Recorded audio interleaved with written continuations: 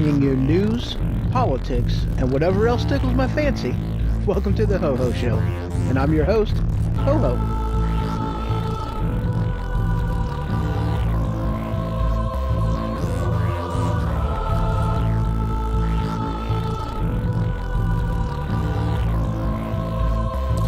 All right, broadcasting live from the attic.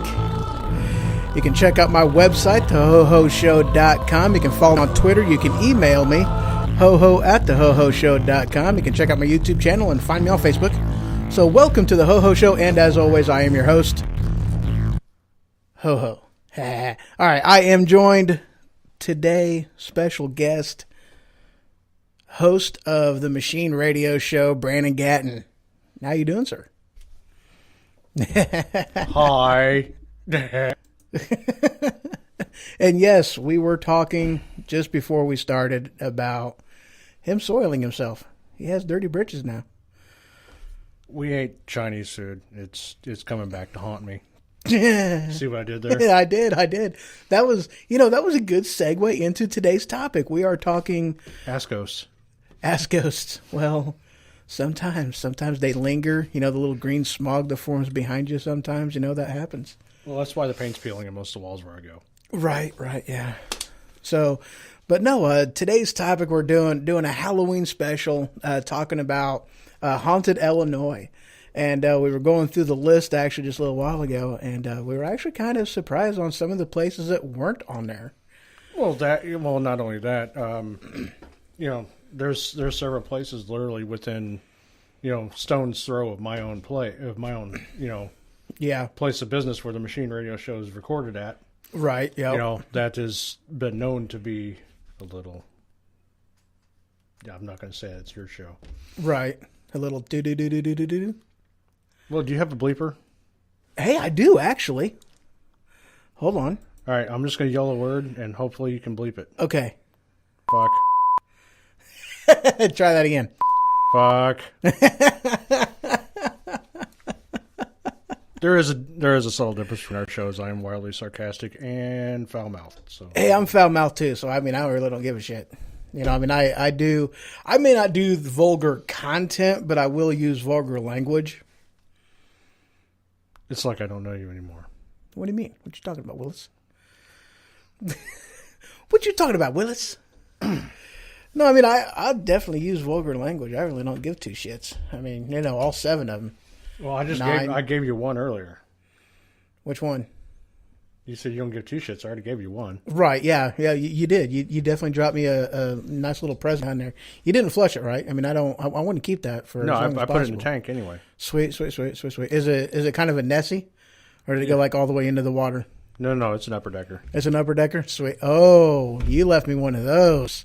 That's right. He left me a present that just keeps on giving.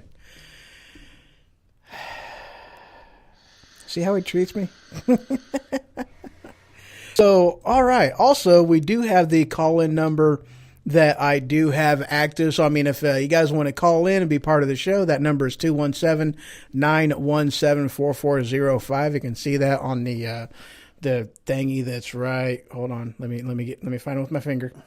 Down lower. There it is. Right there. And I've still yet to update my ticker.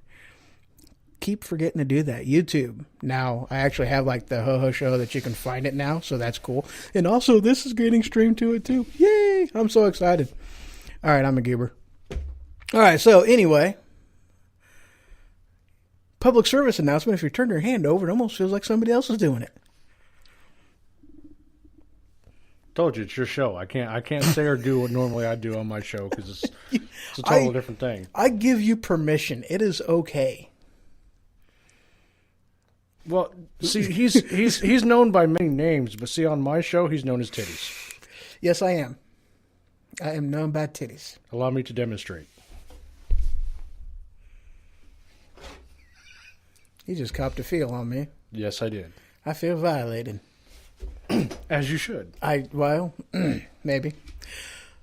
Let's see here. Let's get back to the website that I was on. Here we go. Should we go through all these? We really don't know a whole heck of a lot about a lot of them. I guess. Just go down the list, and what ones we do know about, we'll. All right. So here's some of the places, the real haunted places in Illinois, as it is said. And did you really just do quotation marks in the air? I did. I did air quotation marks. Are you proud of me? You know that gets people punched at my place, right? Oh yeah. Wait, hold on. Let me do it again. Oh, I don't have any quotation. You jumped towards me. Don't you knock my phone over. I'll put it over here. That's not fair. It is fair. It just he threw a pin. It's on the ground. All right. So. All right. Real haunted places in Illinois. You having trouble with concentration right now, are you? Dude, I have problems with ADD all the time. It's fun. It's good times for me. I like it. Is it still? Oh, you little punk. Hey, did it freeze up? It did. It did. Well, I mean, we still have audio going, so that's cool. Let me refresh the video. Yeah, let me adjust this. All right. You're not going to hear anything on the stream for 3 or 4 seconds. Give me. Wait, no. I don't have to do that. Just hit the button. Oh, nope. I didn't do that. We're good. Okay.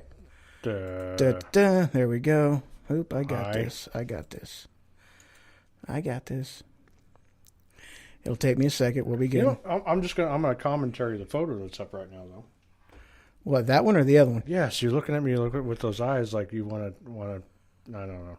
You want to do dirty things. Well, sometimes I do want to do dirty things. So, kind of look at it. Look at it. You just kind of go like that. You know, if that guy turns his back, he's going to get. I'm going to give something to him. Taped. Right.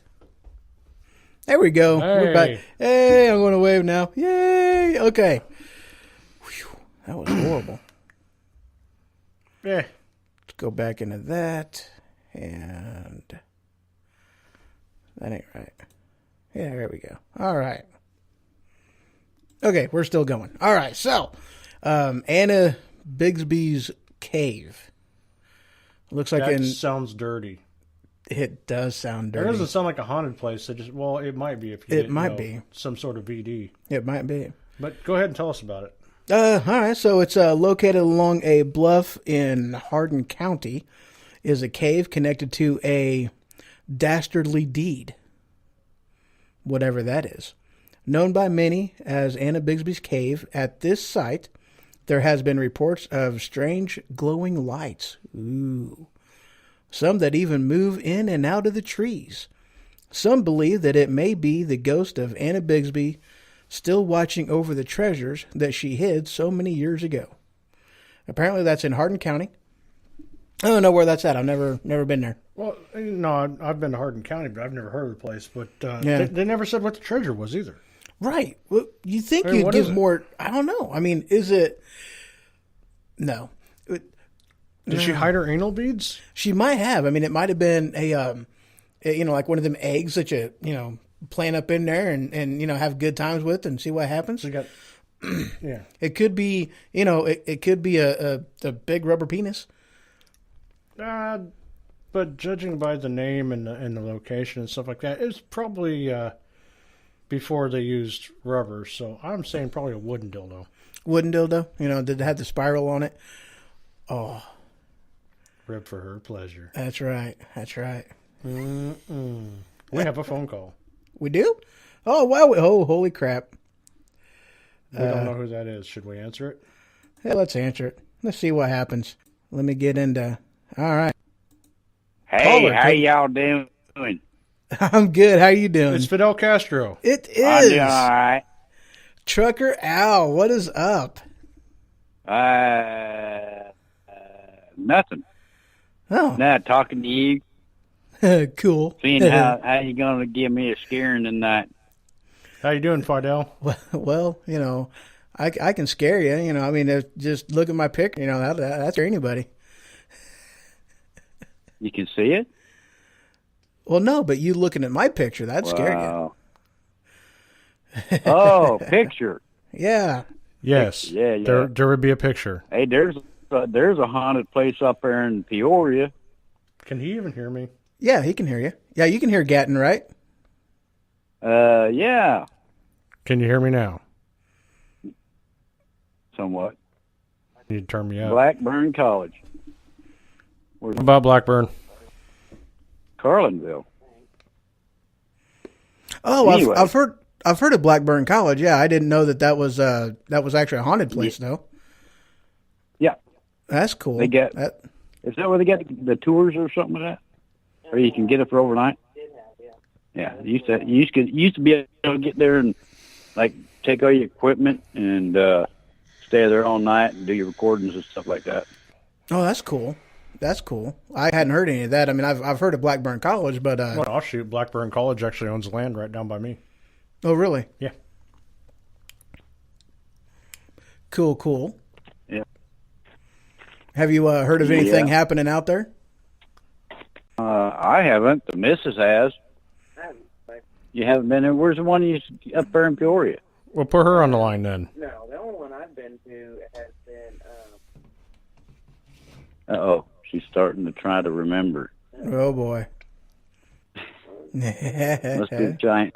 Chinese food, man. It's nothing That was good Chinese, though. It already came back to me. ass like it is with the. Your brain is in your ass. What? I said better in my brain than Oh.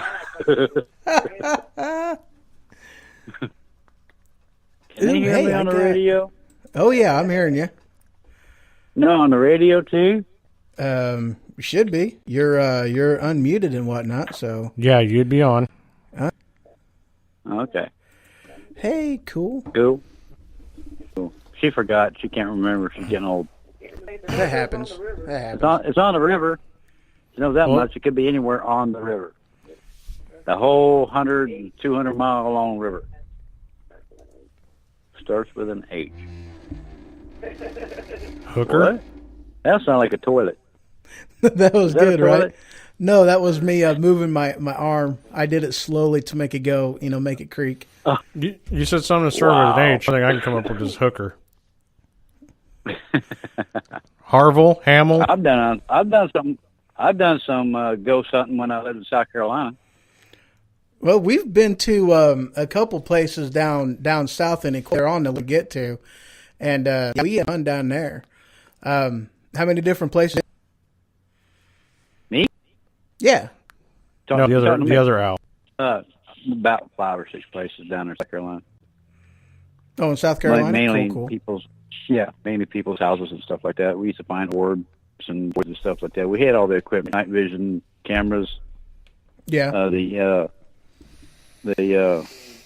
EMP, EVs, EVP recorders and stuff like that. What have you? Right. So we'd set up early in the evening, around, and then we'd set up little sensors around in the house and up in the attic. Depends. We'll say they would have suspicion of things going bumping at night and stuff like that. Right. Awesome. It was pretty fun. It was pretty fun, and we spent the next day on the material, which was pretty boring, but it was fun. That was a South Carolina Paranormal Society. Right. We were part of what was that called? Cosmic Society? Long time ago, yeah. Yeah, long time ago, like what, 15, Yeah, 18 years been ago. At least that long. It's been a while, and we went to a few sites down south and whatnot. We didn't really do anything major for them. It was just kind of a hobby we did for a couple years. Yep. All right. Well, I used to live in a house back when I was in like 6th grade down in southern Illinois. Mm-hmm. And it was an old farmhouse. It was about 300 acres, had 2 barns on it, 1 barn and 3 ponds. 1 ponds we never found. But in that house in that vicinity, there had been like 4 people killed there. Oh, wow. Way back in the day. Yeah. Yeah. There was And how long ago was this? 2 graves. Well, this is back when I was in 5th to 6th grade. Okay. Probably before you was born. Yeah, something like it, yeah. Well, here, interesting little tidbit about the shop and Right, my yeah. place of business. Uh-huh. There's something else you don't know about it. Hmm. You know how we ended up with the land? How? There was a house there that burned. My house there burned. Not the rental house. I'm talking about the house Well, yeah, I know. where the shop is and everything. Yeah. You know what? How it burned? Mm-mm. Guy fell asleep with a cigarette. burnt the place down, and he tried to escape the back door. Oh, wow. Of course, he was, by then, but Crispy critter. yeah. Yeah. He was not original recipe. He's- Well, that house I lived in down there, back in the 50s, I believe, 50s or 40s, the G-men had, there was a escaped convict or something like that, shot them all up there in the barn.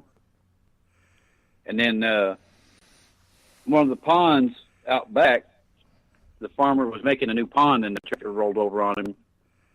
And then there was a family living there, and the father went, killed the wife and 2 kids, and buried. There was 3 grave sites out in the backyard. And Oh, wow. every so often, yeah, there would be, my sister would see orbs or people like in a fog in a room. There's like half the people walking around in the fog. All she Right. seen was like the waist down, stuff like that.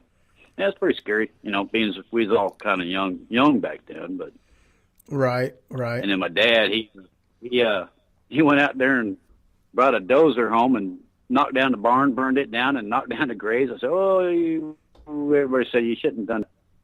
Right. But Yeah, that's usually whenever you hear after- about bad things happening is whenever you start disturbing that kind of stuff. Yeah. But we only lived there about 2 years, so all that happened within the 2-year time frame. Right. Then we moved. I've seen the house since we've been down there. Since we lived down there, it was about 3 or 4 years ago. We stopped down there and I took pictures of the place. It looks a lot smaller now than it did whenever I lived there. Right. Well, you've But you're also a lot bigger than you were when you were down there. you've grown a little bit, so Right. Yeah. But it was an interesting place. Right. How dare you touch my button? I didn't touch your button. You touched my button. I didn't touch your button. I turned your knob a little bit. I thought he said you touched the butt. No. I didn't. He touched my button. I didn't touch it, or his butt. I might have looked at it once. All right, Alwar, thank you for calling in. You're the first call into the show. That's awesome. All right, no But problem. now we're All right. trying to get rid of you. Yeah. Thanks for care. calling. See you later. You too. Yep. Later. Later. That was cool. Well, now you're answering. Why do you want me Just to close answer that. questions? Just cancel it. I did. There. All right. Man, technology sometimes. Awesome. Oh, yeah? Uh-huh. I was letting out some more ghosts for you. It's more something. All right, are we still? All right, Hey, how'd you we're work, still Karen? going. We moving? We're moving. We're good. Okay. Oh, wait, did I? All right, do that again. You're moving. Okay. Very cool. slow though. Watch this shit. Do it quick. What do you? Yes, there's a lag. Leave it alone. All right, moving on. Ashmore Estates in Ashmore, Illinois, What an original name. Coles County. Yeah, exactly right. Yeah, I've not even It's heard in of. Coles County. Not even heard of that one. The next one, we'll do this one. Avon Theater in Decatur, Illinois. Decatur. That one, I can't say I've been to that one, but there's like three? There's like 2 or 3 theaters in Decatur Lincoln and Theater. like 2 or 3 that in Springfield that are haunted. And so Avon Theater. Have you been to that one? I have in fact been to that one. It was kind of weird. It's a very interesting location, to be honest with you. Well, where's it located at? No, I mean just the way it's put together. Sorry. Oh, okay, I got you. But actually, you got Lincoln Theater. I'm trying to think of my map here in my head. It's been a while since I've been there. You got Lincoln Theater here. Avon Theater is a couple blocks out, I think. Really? Yeah, it's been a long time since I don't even know if that place is still standing. To be honest with you, Really? No. I don't know. I think it is. I haven't been heard there any. once, and that was like 15 years ago. So Right? Yeah. But the layout's a little bit different than what the Lincoln Theater was. Right. All right, let's go ahead and move on because this next one we've both been to as well. The Bartonville Insane Asylum in Bartonville, Illinois. That one's actually in Peoria County, and we've both been to. Well, there's an asylum there, and there's a hospital there, and which one is it? Was the last one we went to, and that one was the one. I mean, like big grounds. I mean, there's just like all kinds of stuff around there. I mean, a huge complex. It looked like. Was that the insane asylum, or was that the? I think it was just the insane asylum was off to the side. I believe that was it. Yeah. Okay, yeah. I mean, there's a lot of buildings there, and I mean, they had the whole place covered up, or I'm sorry, not covered up, but closed up. And whenever we went there last time, it was like during the weekend or a holiday weekend or something, and there wasn't anything going on out there. But I hate it when my voice breaks like that, and it cracks me up.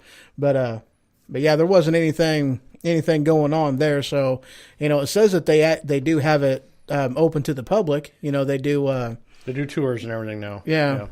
So that's cool. So that's one of the places. Since we're along the lines of an asylum, it's not in Illinois, but I've been to one place that a lot of people know about and never been able to get there. Oh yeah, where's that at? Waverly Hills, Kentucky. Oh, really? I have actually been to Waverly Hills. I have been in the building. You're not supposed to be able to get in there. No. How did you manage that without risking prosecution? Incognito. Let's just say we did some low crawling. Me and about 3 other people, and we got in the building, and only 2 of us went actually. See, they're actually renovating the building now. Believe it or not. Really? Yeah, they're turning it like some sort of like hotel type thing or something. Really? Seriously, yeah. Part of it's being renovated, but we went to the east side of the building. Mm-hmm. See, and they do have security guards, because the whole. Everybody wanted to go there, so it was all over the place. How it was on the news. They didn't want people there. But we found an outlet. We parked a half a mile down the road. Mm-hmm. And we're like, this guy. Okay, the truck is driving around. We're like, where can we go? And I was like, we kept, we drove past the place a couple times on purpose. Right.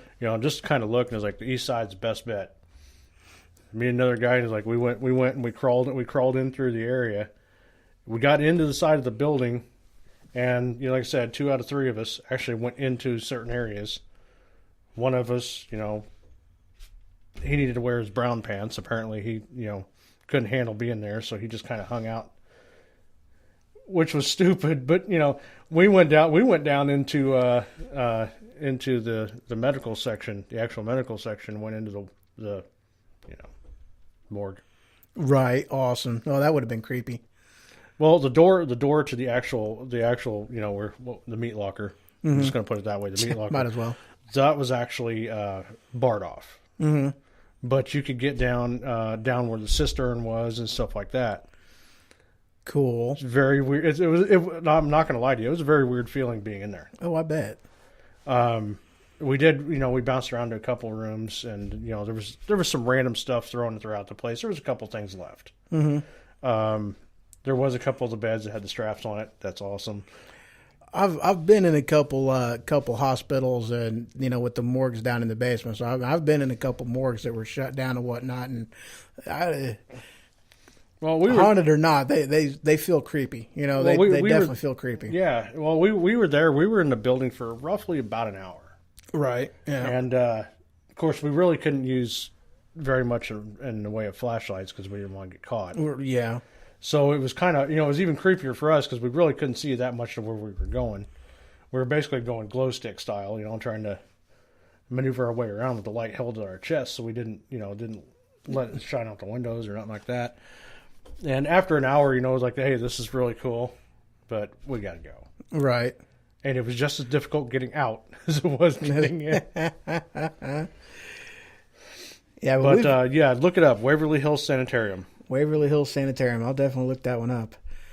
So yeah, Bartonville Insane Asylum, and that was a big complex. That would have been nice to have, been there during, whenever they were open and whatnot. That would have been cool. Oh, and Waverly Hills was a TB clinic, by the way. Oh, really? That was one of the things. Yeah. Yeah. Okay. So that was real popular back in the day. Oh yeah. Cahokia Mouse. Now, I've been there, and that's in Collinsville, Illinois. So I've been there, but I've not, been anywhere around there at night, Yeah, it's actually in a town called Cahokia. Right, yeah. But, I mean, Well, you know the story about the main mound, don't you? About Monk's Mound. Well, yeah, it's their Indian burial grounds, right? No, the Monk's Mound. The main head honcho guy used to the shaman or whatever used to be on top of there. In the early 1900s, I believe it was 1900s. I'm trying to remember what my timeline here. It might have been a hair before that. A gentleman who was supposed to be a well-to-do landowner basically bought the mounds because nobody knew exactly at that time what this really was. Right. He built his house on top of Monk's Mound. And when they were digging to build the house, they came across a very important man's body. I.e., the shaman, whatever he was called, the main head honcho. His body was buried on top of Monk's Mound. They disinterred him and got rid of him, basically, and put the house there. And last time I checked, the house was only there for a few years, and then it was gone. Nobody ever said why they actually got rid of the house or anything else like that. Maybe it's because it was completely disrespectful to put your house on top of an ancient burial mound. Yeah. Or ancient priest mound. But I've heard stories of this and that about the place, and to be honest with you, I've been there several times, and it's not so much because of the mounds that you don't want to be there at night. It's the people. Right. Yeah. Trust me, that place is fun. Right.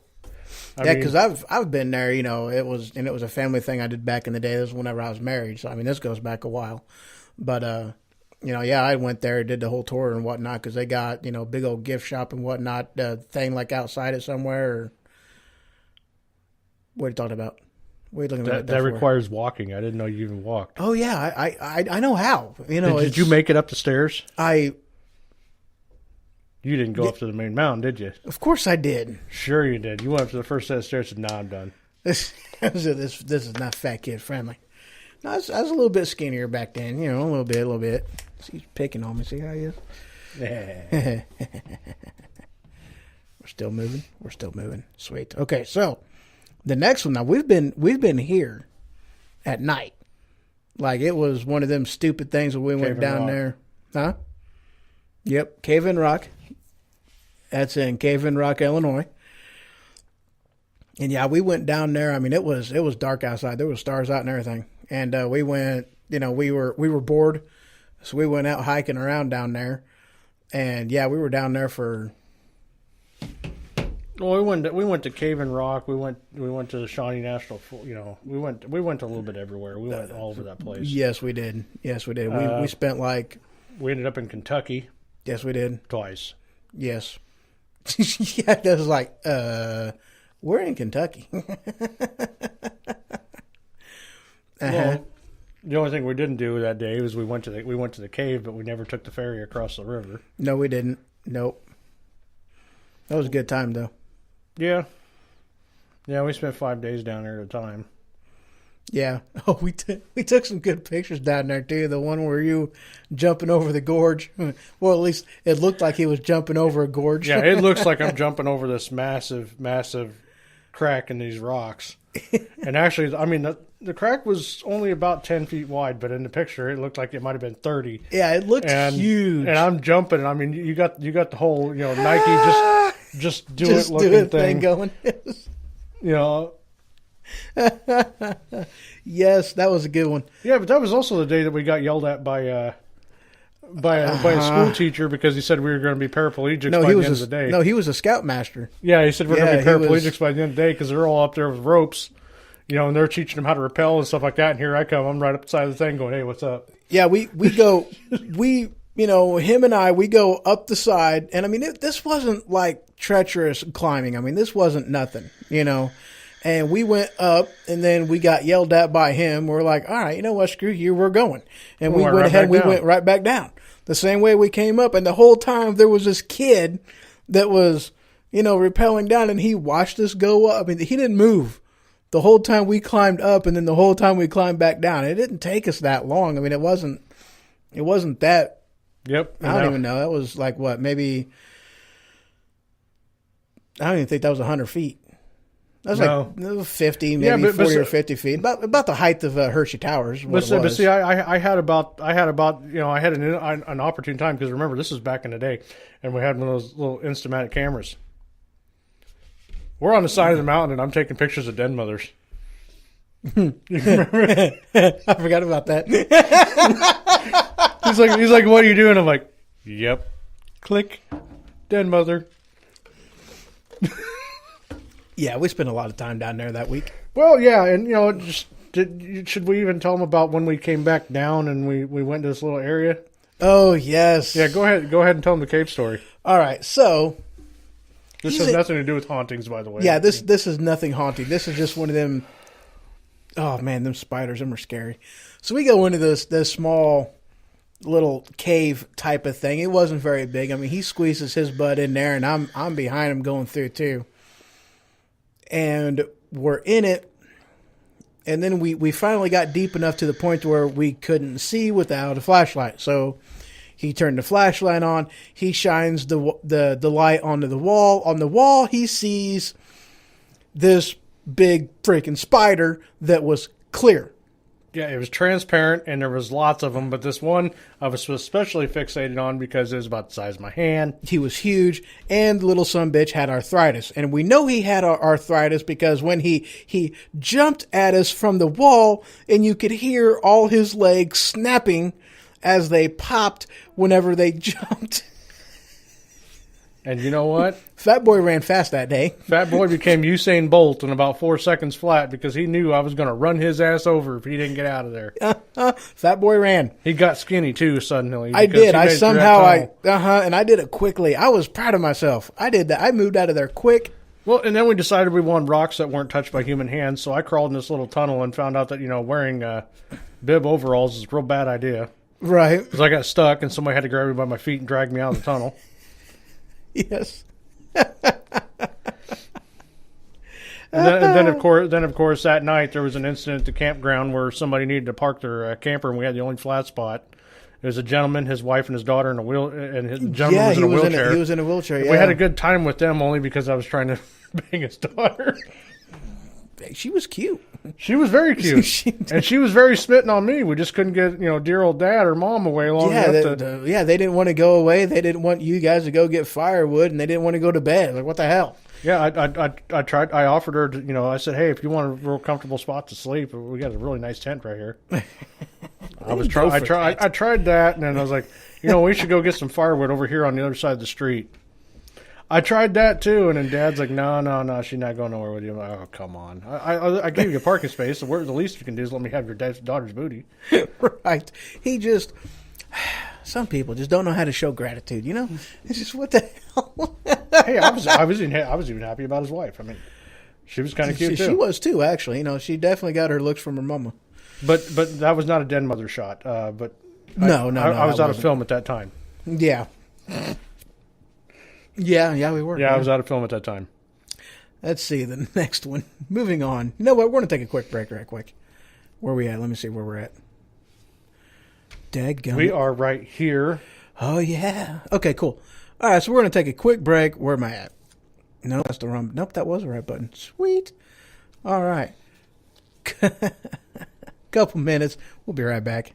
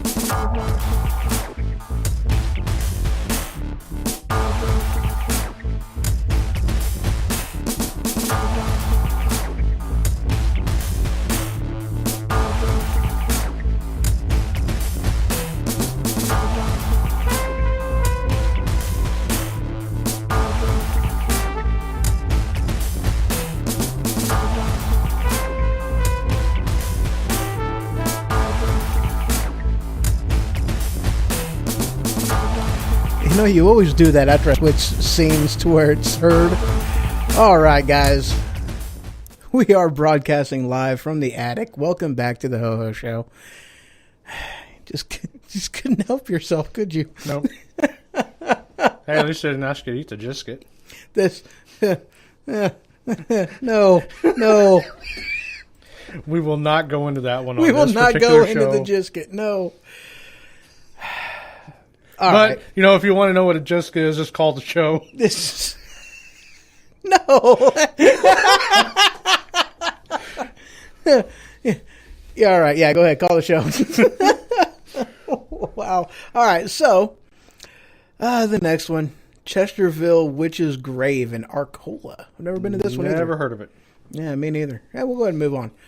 Devil's Backbone and Devil's Bake Oven in Grand Tower. Everybody has a Devil's Backbone. Everybody. We have a Devil's Backbone in our main park. Goes down into Jerseyville even. That one's fun. This next one, you've actually been... I've been within 2 blocks of the place and Yep. I never got to stop. But go ahead and read the story on it. Elgin Casket Company in Elgin, Illinois. Let's see. Located in Elgin's industrial section stands the... Let me rewind that. Located in Elgin's industrial section stands the abandoned home of Elgin Casket Company. This once proud building has been witness to murder, grisly discoveries, cult activities, and unexplained occurrences, and a dark legacy has emerged from its sordid history. Visitors still regularly report encounters with some of the former residents that now roam the decayed hallways and abandoned factory floors. Cool. I like the little hand fluttery bat wing thing going on. But you have to do those. that. You know what movie it's from. I got a fart. Yeah, but you know what movie that's from, right? Actually, I know. Porky's. Oh yeah. You did that right during my fart too. You disturbed my fart. How dare you? All right. That was good. As your carry on. All right. That was actually the end of it. And it is open to the public, so that's pretty cool. What, the fart of the story? Story. I didn't know it was actually open to the public when I was up there. I mean, this was a few years ago. Right. But I was like I said, I was within a couple blocks of the place, but unfortunately had a prior engagement I had to get to and couldn't, go check it out. Right. Well, this shows it was last updated July of last year. End of July last year. So yeah, I've heard of the place, but I've never been there. But oh no, not this one. That one, Elgin Casket Company. Yeah, I've heard of it, but I just never been there. Well, the next one I've never seen the place. Either. Yeah, me neither. Fort de Chartres. I couldn't read this last time I tried to read this. What does that say? Chartres. Okay, what he said. Never been there. That's in Randolph County. And it does say that the place is open to the public, so that's cool. All right, moving on. Nope, read that one already. Greenwood Cemetery in Decatur, Illinois. I believe we've been to Greenwood. Yeah, we've been to Greenwood. I believe that was on our list. Yeah, that's the big one that's in 606 Church Street. Yeah, we've definitely been there. Now this one, this next one, this one also dates back to our week of fun down in Southern Illinois around Equality, Illinois. This is the Hickory Hill, or the Old Slave House. The Crenshaw Mansion. Mm-hmm. And, so we actually did, one of our nighttime excursions, and we just went walking around. Well, I can give him a background story. I actually remember this place really well. Yeah. Oh, go for it. Well, the last name is obviously Crenshaw. It's Crenshaw Mansion. I do not remember the man's first name. But this was around the time when slavery was being abolished. And let's just say the guy was pretty brutal to his slaves. In fact, the top of the slave house itself, the attic, had whipping posts and places to chain them up and stuff like that. Last I knew, they were still up there. Yeah, they left them the way they were. Yep. The front doors opened up, like a carriage, basically like a carriage house. Yeah. They actually opened up like that because even during the time when slavery was supposedly being taken care of, this man was still accepting slaves, and there was a tunnel by the river that they ran the carriage through, and it went up into the house. Mm-hmm. The basement access, if I remember correctly. Yeah, but they were known to be under brutal torture. The air in the attic didn't move. It was very stifling hot, obviously, because they didn't have air conditioning back then. The window was about big enough for a 5-year-old to get tossed out of. A normal-sized human being is not going to get out of this thing. Right, yeah. But story has it that what happened is finally the slaves had enough, and when they were outside doing their duties and stuff like that, one of them attacked Crenshaw with an axe and literally chopped his leg off. Or damaged it good enough to where it needed to be cut off. Right, yeah. And therefore the place was shut down. But they had stories back towards the beginning of the century, and even like guys that have saw action in Vietnam. They had some guys that saw 2 and 3 tours in Vietnam that stayed in the house as a test, and they couldn't stay in there all night. Right. And well, the guy who owns the place, if I remember correctly, whenever he first bought it, he don't even go in it. No, whenever he first bought the place, he actually tried, because one of the things he was wanting to do was renovate it and basically open it to the public as a tourist attraction, and he did not do that. He ended up building a house right next door to it. And he still opened it up to the public. It's open again. During the time that we went down there, we thought that it was open to the public, but at least at that time, at least that time frame, they didn't have it. I don't know what they were doing, renovations or whatnot. I have no idea, but they didn't have it open to the public at the time. But, at first, whenever the guy bought the place and he was doing the renovations, he was just going to, stay in the house. That didn't end up happening. He didn't. I don't even think he stayed one full night in that place before he, they ended up going back somewhere else, and then they built their house right next door to it. But yeah, he won't live there. No, and what happened with us? We decided, we're going to go check this place out. Mm-hmm. So it's pitch black darkness out. Literally no moon, no nothing. It is absolutely pitch black. So we're walking along the edge of the river with it was mine with flashlights. And mind you, the river has a tree line, so we could not see anything. We had no idea if we were getting close to the place or not. I just kept every once in a while trying to walk through the trees and poking my head into the field to see if I could see the house.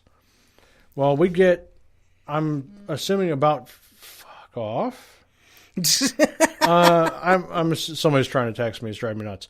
But we get within 50 yards of the place, roughly. Right, yeah. And we were pretty close to it. Yeah, we were pretty close. Yeah, we were trying to find about 50, yeah. We were trying to find the docking in the tunnel. Maybe 75. Yeah, that's what we were looking for. And we apparently didn't get that far to it, but we did get close enough within 50 yards of the house itself somehow. And because you could see the faint glow of what looked like a street light or something like that over there, so I was assuming we were close by. Right, yeah. Yeah, we were close. But both of us, all at once, we just stopped and we looked at each other, and you really did feel this overwhelming feel of dread. Like you did not want to be in this place. The hair stood up on the back of your neck. And I was like, I looked at him, I was like, you feeling that? Are you feeling bothered too? And I kept rubbing my neck, and then I was like, all right, I'm going to walk through the tree line again. And all he heard was, shit. Yeah. And he comes walking up, and you look, and there's a big spotlight. There's this big, the telephone pole with the big lights on it. Yeah. It was pointing at the house, and we were sitting there staring at it. We were within 50 yards of it. In fact, I think we even got photos of it on one of them cameras. Yes, we did. Yeah, because we took pictures of it from where we were at. But obviously, we couldn't get any closer because it would be illegal to do so. And the big spotlight, we would have been sitting ducks. Bright light. We'd have gotten caught. Oh yeah. Well, come to find out, we just didn't walk far enough down the river, to where the entrance. Yeah, it was about another 20 yards, and there was an indentation in the ground where everything was. Yeah, but you know, the fact of the matter is this place was actually definitely really, really creepy. Yeah, that place was. I mean, I've been to some, you know, we've been to some haunted places, and it's like, you know, yeah, this one was a definite overwhelming creepiness in it. It was, yeah, that was. And you know, we've been to some that, you know, people said were haunted and stuff like that, and we're like, yeah, right. We go to the houses with nothing, you know. Well, like Ridge Cemetery. I mean, Ridge Cemetery. Who's that guy's name? You know, he's one of the very, you know, very well known paranormal investigator. And there's a cemetery that, you know, he was like, he considers anybody crazy who would actually walk into that cemetery at night. And I was like, what cemetery is that?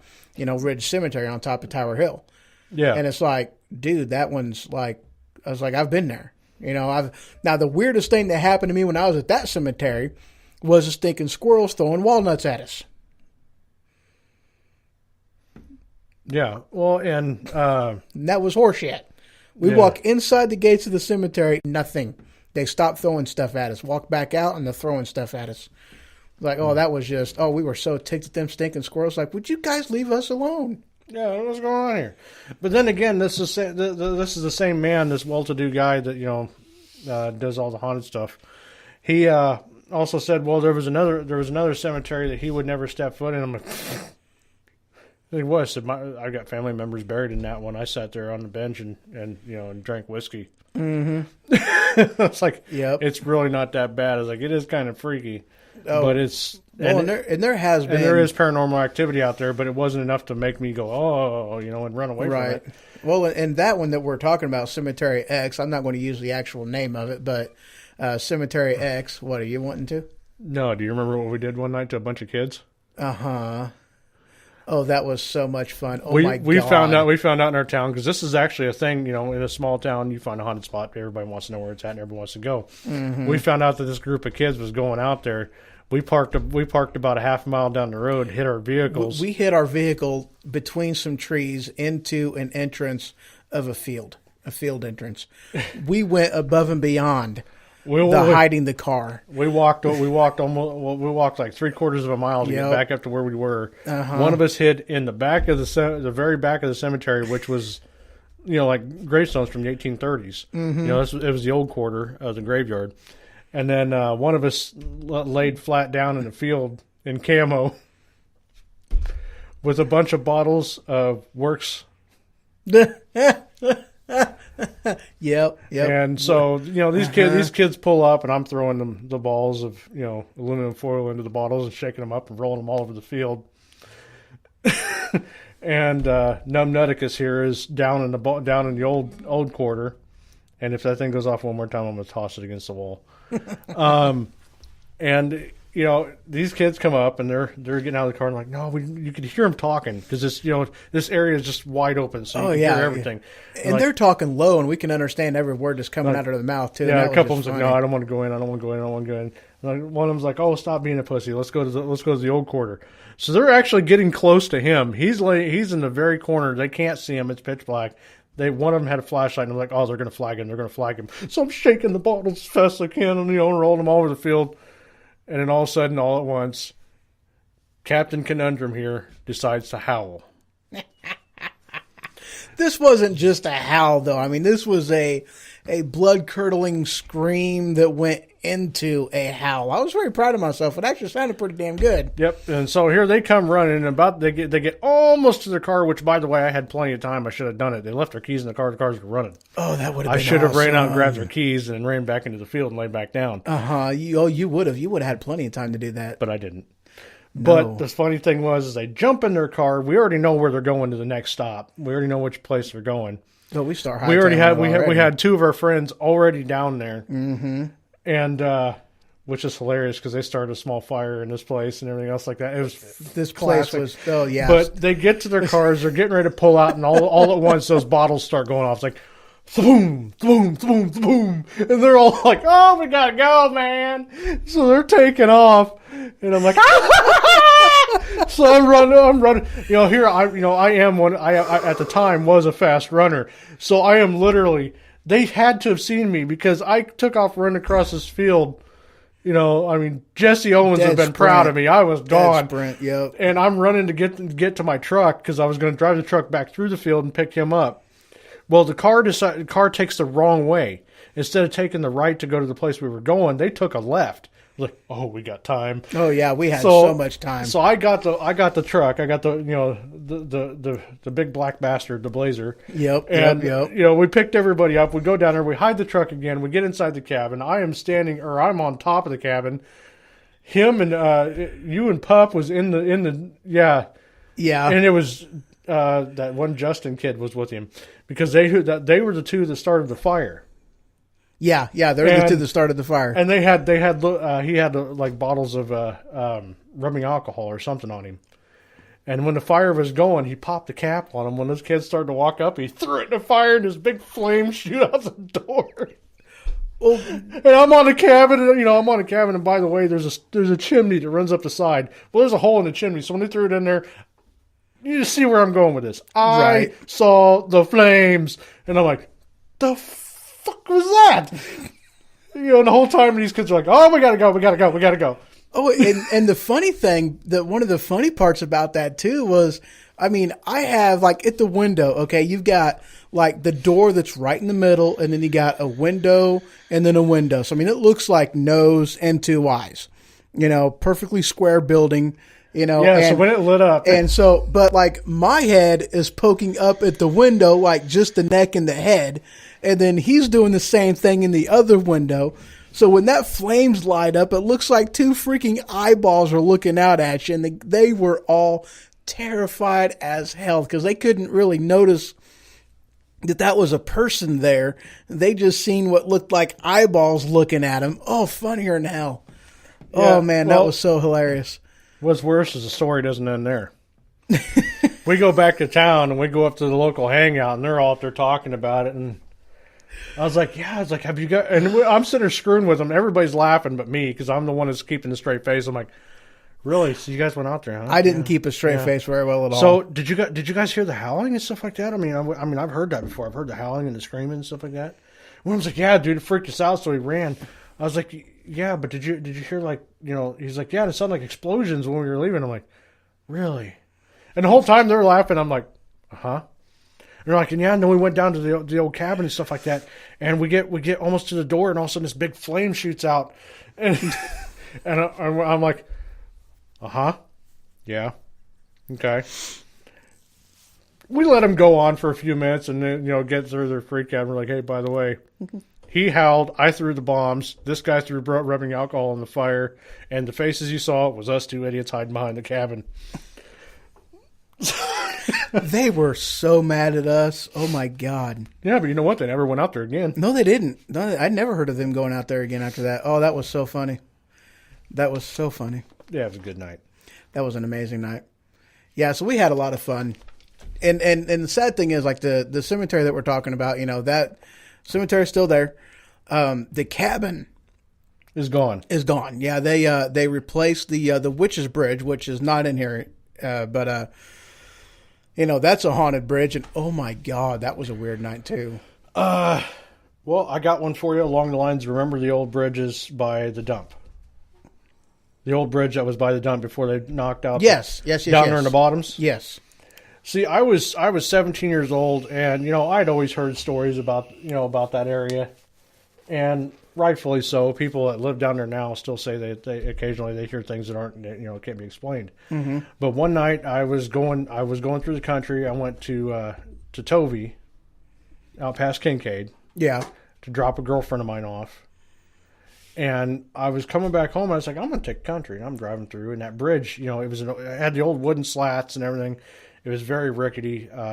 They were going to replace it anyway because it was not only dangerous, but it was falling apart. Yeah, it was just time for it to go. It was old. It was rotted. It had boards missing, and the middle part was like you had two tire sections, but like the middle was gone. It was open. That bridge was terrifying to go down anyway. Well, the story that I had heard, and this was after the incident, the story I had heard is that there was a farmhouse, stuff like that out there, and mother, grandmother, whatever, I don't remember that part of the story, went basically went nuts and decided to hang herself. And she hung herself off that bridge. And I believe we did find the police reports that someone did, in fact, hang themselves off that bridge way back in the day. Yes. Well, I'm driving through that night and fuck off. And, Yes, he tossed his phone. Well, I went through there and I get right across the bridge and I hear this really loud, like, spine-tingling type scream. And I looked up in the rearview mirror, and I still swear to this day, and I'm not no joke, I swear to this day, 1870s period style dress and stuff like that, there was a woman standing on that damn bridge. And when I stopped the car and put it in reverse, there was nobody there, and there was no place for you to go. Because at the time, the way the fields were and stuff like that, they were a steep drop off, stuff like that. I would have spotted somebody, especially somebody that looked of the age that this lady looked. Mm-hmm. And I told somebody that lives down there that story, and they're like, "Yeah, we've seen the same thing." Like, we were on 4-wheelers one night coming home because there was trails back down there, and the guy said they were driving their 4-wheelers across the bridge, and the same thing. He said even over the 4-wheelers they heard. He goes, it wasn't just him that heard it. It was somebody else that was with him. Right. Heard this blood-curdling screaming. They looked back and they swarfed them down. They saw women in an old dress standing there. Well, the bridge is between Cemetery X and then another cemetery that's on the other side of the creek. Okay, that bridge between there is what's known as the Witch's Bridge. Yeah. And, one of them nights that, he's talking about where just we all go to all the haunted places around, on the outskirts of town. There was like 4 or maybe 5 cars of us. I was in like the third car back, and one of the cars went across this bridge, then they turned around and then came back to the bridge. And so he stopped on the other side of the bridge, and the rest of us are on the, the Cemetery X side of the bridge. So I get out of that car and I walk up to the, the next lead car, and I'm like, what the heck are we doing? I was like, what's going on? And he was like, well, there's, we're checking out this, this thing to see, he's like, hey, I have no idea what's going on. So I'm like, well, you know what? Screw it. I'm going to check it out. I'm going to, cross the bridge and find out what the heck we're doing. So I'm walking across the bridge. And I mean, this is an old style, same thing, wooden bridge, the trusses on top and whatnot. And, and the story behind this was, back in the day, somebody hung himself on the, basically the same thing. Somebody had hung themselves on the bridge. And I'm like halfway across the bridge, and then this shadow figure, I'm just engulfed by nothing but a shadow, and it's just, like, I don't see anything. And I had headlights pointing at me from the front, headlights pointing at me from behind, and I couldn't see jack. Like, I'm like, what the heck? I was like, I can't see nothing. And it's like a few seconds pass by, and I'm like, all right, I'm done. Take me back. I don't know what the heck's going on. Take me back. Not a ghost story, but that reminds me of another incident with the big black bastard. Right. Well, hold on. I ain't done yet. So, which black bastard? We'll get into that. The blazer. Oh, the standing on top of it. Yeah. Yeah, that was fun. So, but he, just like, I'm like, okay, I'm done. Take me back. And then shadow dissipates and is gone. And I'm like, So I turn back around and I start walking back the way I came. I get back to the vehicle and I'm like, okay, I'm not going to cross all the way across the bridge, evidently. I'm just, I'm done. Okay, take care now. Bye-bye. Then. Yeah, huh? The guy in the lead car told me that I was gone for like 20, 30 minutes. I'm like, no way in hell. I mean, that felt like 10 seconds to me. And they told me that I was gone for like a half hour. It was like they couldn't see me. I was like, that's just weird. That was definitely weird. Yeah, you're talking about going into the ditch that was like 12 feet deep. Yeah. See, we decided one night that we were going to take. It's I always have multiple vehicles. It just happened that way. I'm a car guy, so I got a vast array of collection.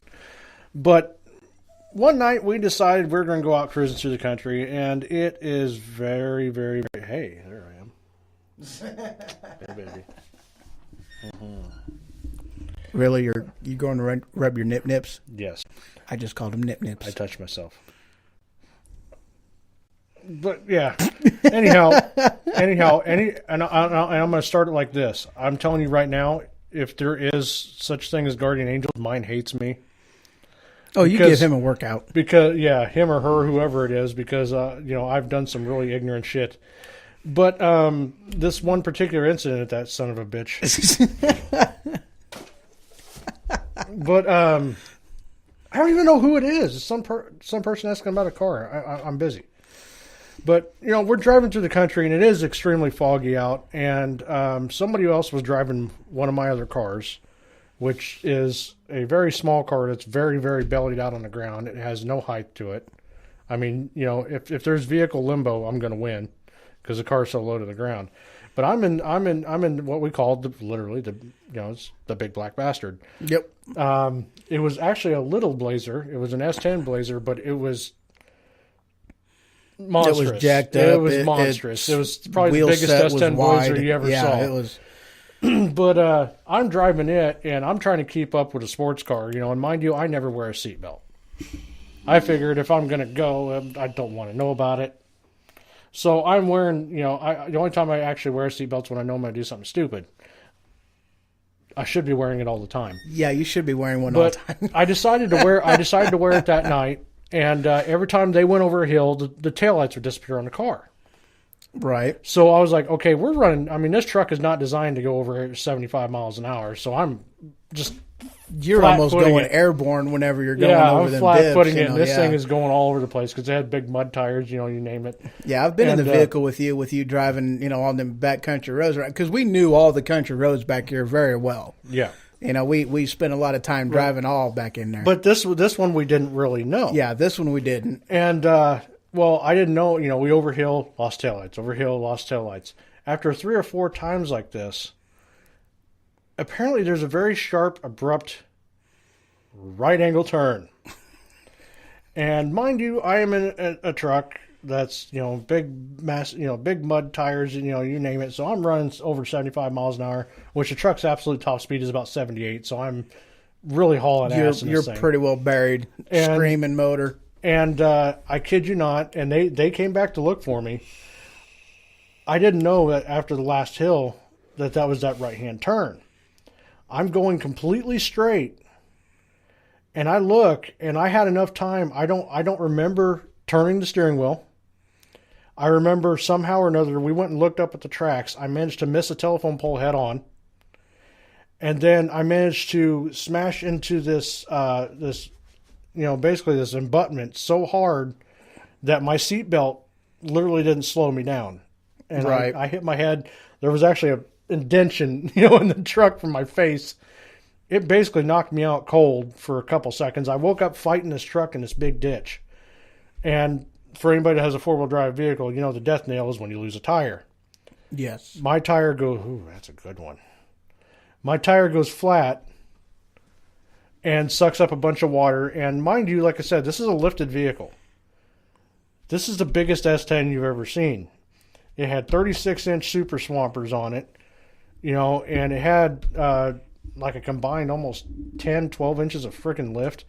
So it's a very, very tall truck. And they come back looking for me. The brights are on, the hazards are on. I am standing on top of the cab, and they still can't see me from the roadway. Well, I was in the vehicle that was either the vehicle right behind you or the vehicle behind that one. And whenever I drove past, I didn't see you. You weren't standing on top of the vehicle yet.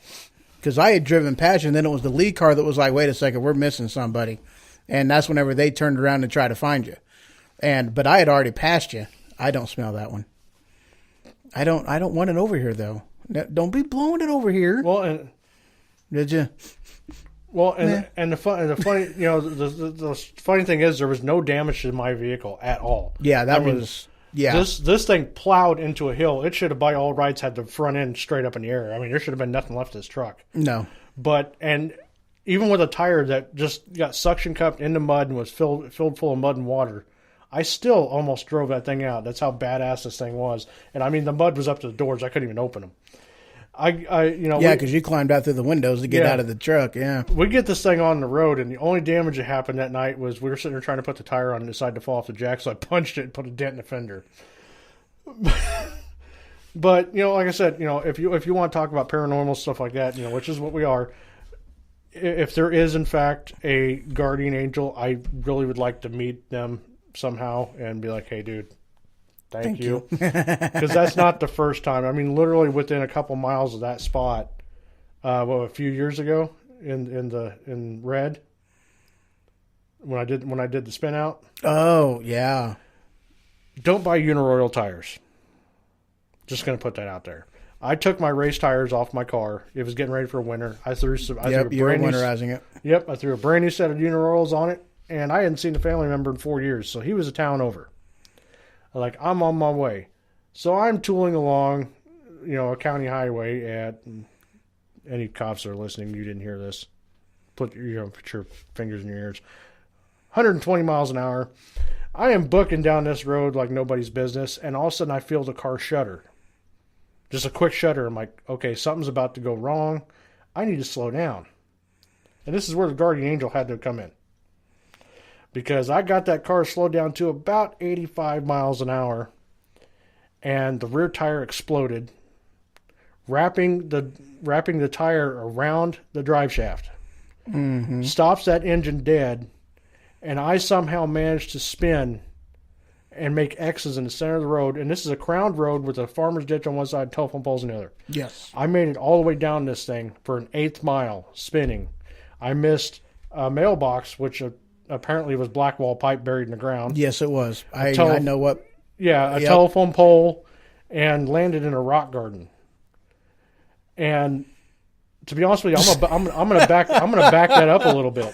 The rock garden. Well, yeah, I forgot. I'm gonna back that up a little bit. When I started to spin, this man knows when I get behind the wheel, nothing scares me.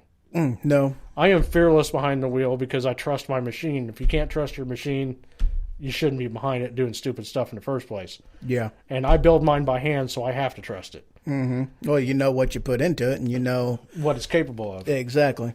And then I push it a little bit harder. But when it started to spin, I mean, this thing spun so hard and so fast. When it's the first spin, and your life does in fact flash before your eyes. Everything does in fact slow down, because when this happened, that first spin, I actually said, "This is it. I'm dead. This is the end of my life right here." And then the second or third spin, I'm like, okay, I might not die, but I'm gonna be real fucked up. Fourth or fifth spin, I mean, this kept going on for a while. It was like fourth or fifth spin. I'm like, okay, I'm still going to be hurt, but my baby's going to be in pieces. I mean, we're going to pick this car up with a pooper scooper, and finally I was like, okay, is this ever going to end?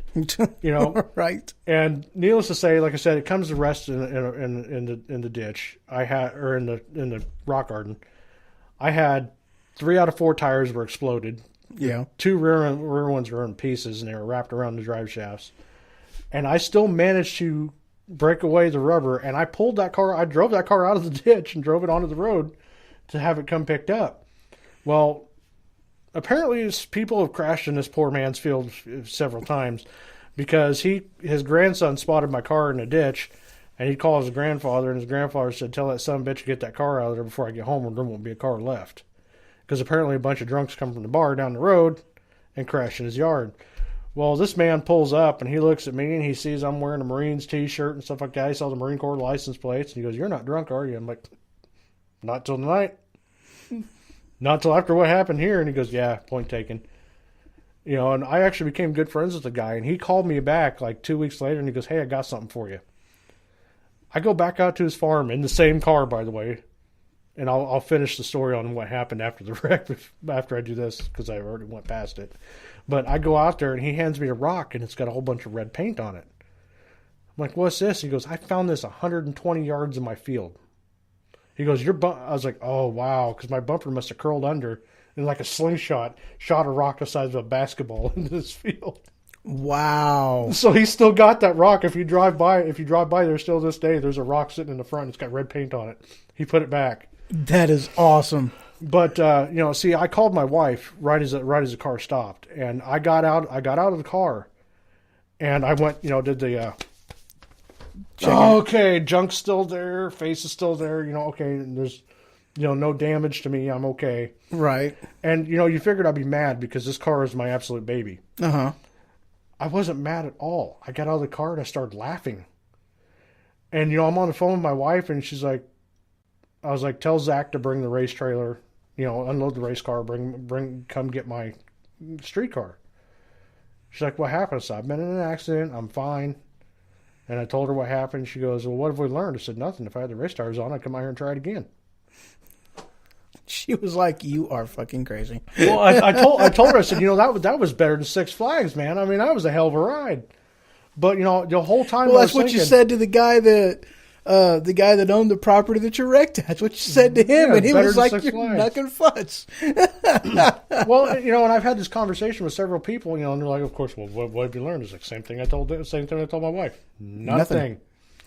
I was like, but I did tell one guy who's he races road course, mm-hmm.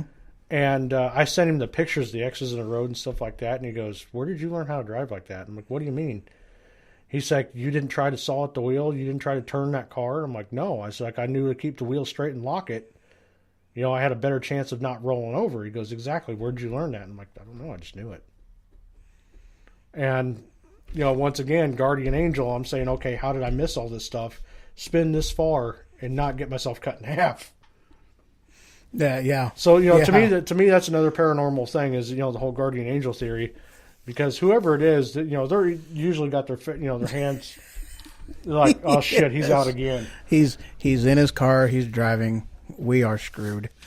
Of course, eventually this might all catch up with me. But we should probably carry on because I've talked about a bunch of crap already. Let's see where we're sitting at. Oh, we're still doing good on time. Actually, that jumped up really high. We're going to take another quick break, and when we return, we're going to continue on this list. There's still some good stuff in here that we haven't gotten to yet. Oh, nope, we did that one. Okay, that's the next one. All right. No, where's it at? All right. Right quick, we will be back in just a couple minutes.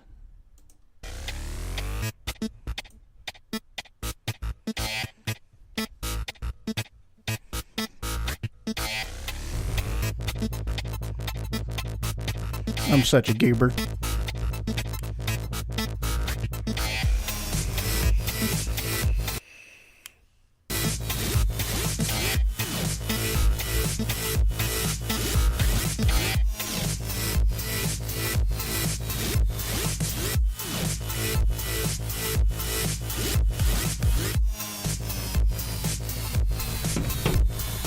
Now that I wasted 3/4 of your show talking about stupid driving experiences. Yeah, that's all right. No, I just figured, along with paranormal activity, that's kind of paranormal activity.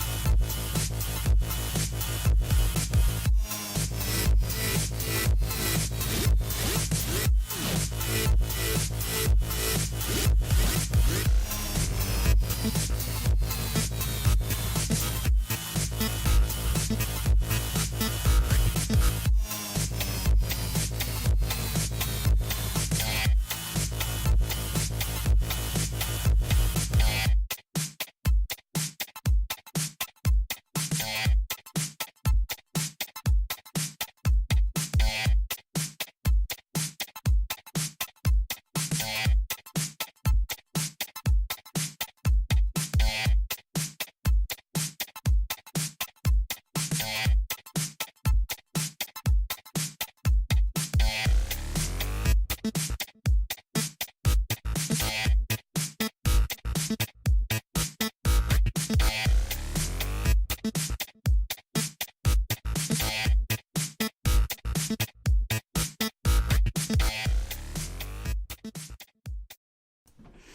right.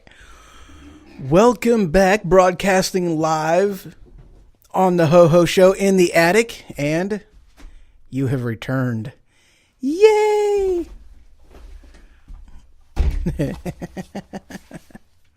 So you still interested in that Biscuit cracker yet? No, not at all, not at all.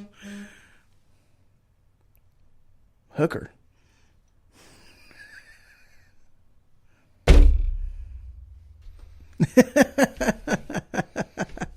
Well, just look at the phone, okay? Just look at the phone. Yeah, it's a little bit on the... It's a bit on the broken side. Yes, it is. Yes, but it it's is. military grade, so fuck you.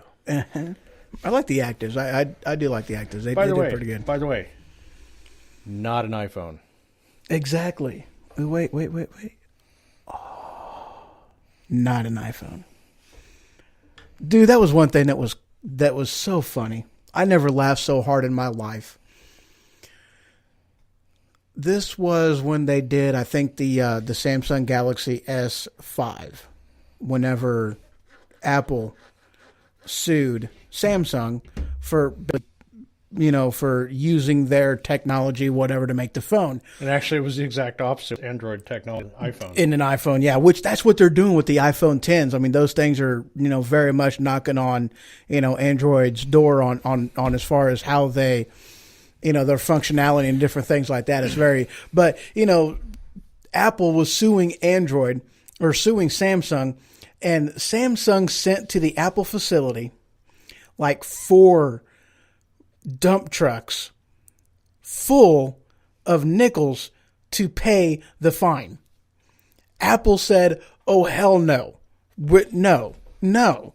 So they go to court because they wanted, Apple wanted Samsung to take that payment of nickels back and to actually pay them with a wire transfer like how normal people do things. And basically the judge sided with Samsung and was like, no, they paid you in full in currency. You have to deal with it. You have to take the payment. Well, and remember, they're like, well, Apple people with the new iPhone, they're like, well, it's got facial recognition. It's like, really? We've had that for 4 years. It has this, it has that. Really? We've had that for 3 and 4 years already. Yeah, we've had that for a while. That's like the text message autoresponder. If you don't respond in a certain amount of time, it's like, oh, we've had that for for years. And that was like 8 years ago that I had somebody asking me about that. And I'm like, oh, dude, Android's had that for like 4 years now. It works great. I use it all the time. It's funny. It cracks me up. By the way, this phone here is almost 3 years old. Okay. Mm-hmm. It's about 3 years old. It is still faster than the new iPhone. It cracks me up because this guy who's a musician, he's like, he put a post about the new iPhone, and I was like, yeah, I'll still stick with Android. He goes, well, mine's got four cardioid microphones, whatever. And so I was like, really? So does my Motorola Atrix. He's like, what? And I sent him videos from the Motorola Atrix, and he's like, you didn't take that with Motorola Atrix. That's a professional video. I'm like, no, that's the Motorola Atrix. I was like, and that phone is 7 years old now? Yeah. And basically, if you buy an iPhone product, you're doing it because somebody told you that the letter I in front of the word phone makes it important. And that's why you buy the product. Because Androids are far superior in every way, shape, or form. And they always have been. I mean, they've had some phone issues. Like, actually, my phone is the Samsung Galaxy S7, the exploding phone. That's that I got. After they figured out they didn't figure out what the problem is. They just figured out how to fix it. And so I've got, a certified refurbished, S7 thing works amazing. And the sucker's not heated up, anything. So, I mean, I got a good product. I love that phone. It's amazing. It's precious. It's my precious. Well, case in point, if you buy an iPhone, you're buying a name. You don't know anything about phones or technology or anything above. And really all you're doing is buying a name. I mean, that's so much. You're just buying a name. I have an iPhone. I don't remember what the what was it, the iPhone 3 or iPhone 4 or something like that? What was that one that I had that I used for a short period of time? I think it was an Android 3 because I or an Apple 3. because I managed to submerge a phone that was not waterproof. Yes, you took it swimming Yes, and within a week in of a using toilet. within a week of using that iPhone, you know what I did with it? I still have it. It's holding up the corner of my desk. Yeah. I'm surprised you didn't take that out target practice. No, I saved that for Dell products. I'm sorry. My tablet's a Dell. Yes. But I fixed it myself. Dell couldn't figure it out, and I fixed it somehow. I managed to fix it myself. Hey, this is the Dell. I'm sorry. Actually, I don't have any problems with this. Every Dell product I've ever had has been garbage. I've got two Dells still to this day. One of them's missing keys and has the ring broke around the screen, and had a bunch of hardware issues and software issues and stuff like that. This one back here, I had to basically put a new keyboard in it and stuff like that. It's a 2-in-1, and it had software issues and stuff like that because of the virus known as Windows 10. Yeah, right. That's actually what's on this one right now, and I used to run Linux products, and I absolutely loved Linux. I can do most anything I wanted to on a Linux, except run Windows programs. I never did figure out how to properly use Wine, and that sucked. Never could figure out that thing. I mean, I don't know if I was using improper codecs or what I was using, but there it is. The Machine Radio Show. Are you advertising for the Machine Radio? What are you giving it to me for? Because you're closer to the camera. No, okay. Here we go. Look there. Oh, I can't cover personas. So, wait. There, a little bit. I got this. Hold on. No, see, we're actually trying to get Sonus and a few other things. But that is a Dell 2-in-1 tablet.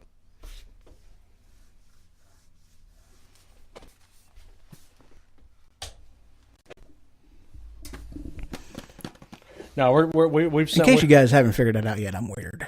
We've sent information. We've sent our radio show information to Rode microphones and Personas because that's what we use. Right. Not to put it bluntly, but there's a piece of my equipment up here somewhere that he's from me. He won't bring it, but give it back. But we've got literally and figuratively thousands of dollars in Personas and Rode equipment. Are you talking about this? Yes. Why is there hair growing out of it? I don't know why there's hair on it. It's been underneath in that drawer for a while. Well, I might have that back because I think I found somebody that might need it. Oh yeah. If I decide to send it to him. Actually, I need to wipe this. It looks like something got spilled and. You better not have dicked up my equipment. No, I didn't dick it up. Maybe. No, seriously, not to tout the equipment, but to say that Personas is at the top of the food chain when it comes to recording devices and stuff like that is, to put it lightly. And like I said, this is his show, not mine, but I'm going to have to throw a shout out to Rode microphones and basically Rode equipment, period. Because they're some of the best out there. Yeah. And we both have cameras, we both have stuff like that, and even my camera has a Rode microphone attached to it. Mm-hmm. And I mean, they're no joke. He's been on my show and stuff like that, and the absolute clarity of the equipment is unmatched. Oh, yeah. It is unreal. But the problem is you got to spend for it. Oh yeah. Well, that's one thing with mine. I mean, mine is the lovely Blue Spark microphone, and I am a huge fan of these microphones. They are very awesome. Yeah. But for the way we wanted to do it, we went with a different thing. Right. Which, I mean, like, performance-wise, there isn't... I mean, there's a little bit of a difference. I do think these are cheaper than the ones you got, because this only cost me like They're built $160, and mine are $269 a pop. Right. But these also will outperform, which is one of the reasons why I got it. It's a cheaper microphone that will outperform a $500 microphone. you know, as far as sound quality goes and just with its range, vocal range and everything else. Well, if you look at the reviews and stuff like that, one of the things, like he's talking about, you know, some $500 microphones. We've looked into those, and even by recording depth, you fucker. but by recording, you know, by recording microphones and stuff like that, and broadcast microphones. Anybody who wants to look them up, go ahead and look up Rode, RODE microphones. Mm-hmm. Are literally and figuratively some of the $500 microphones don't handle these things, and they come with such an amazing warranty.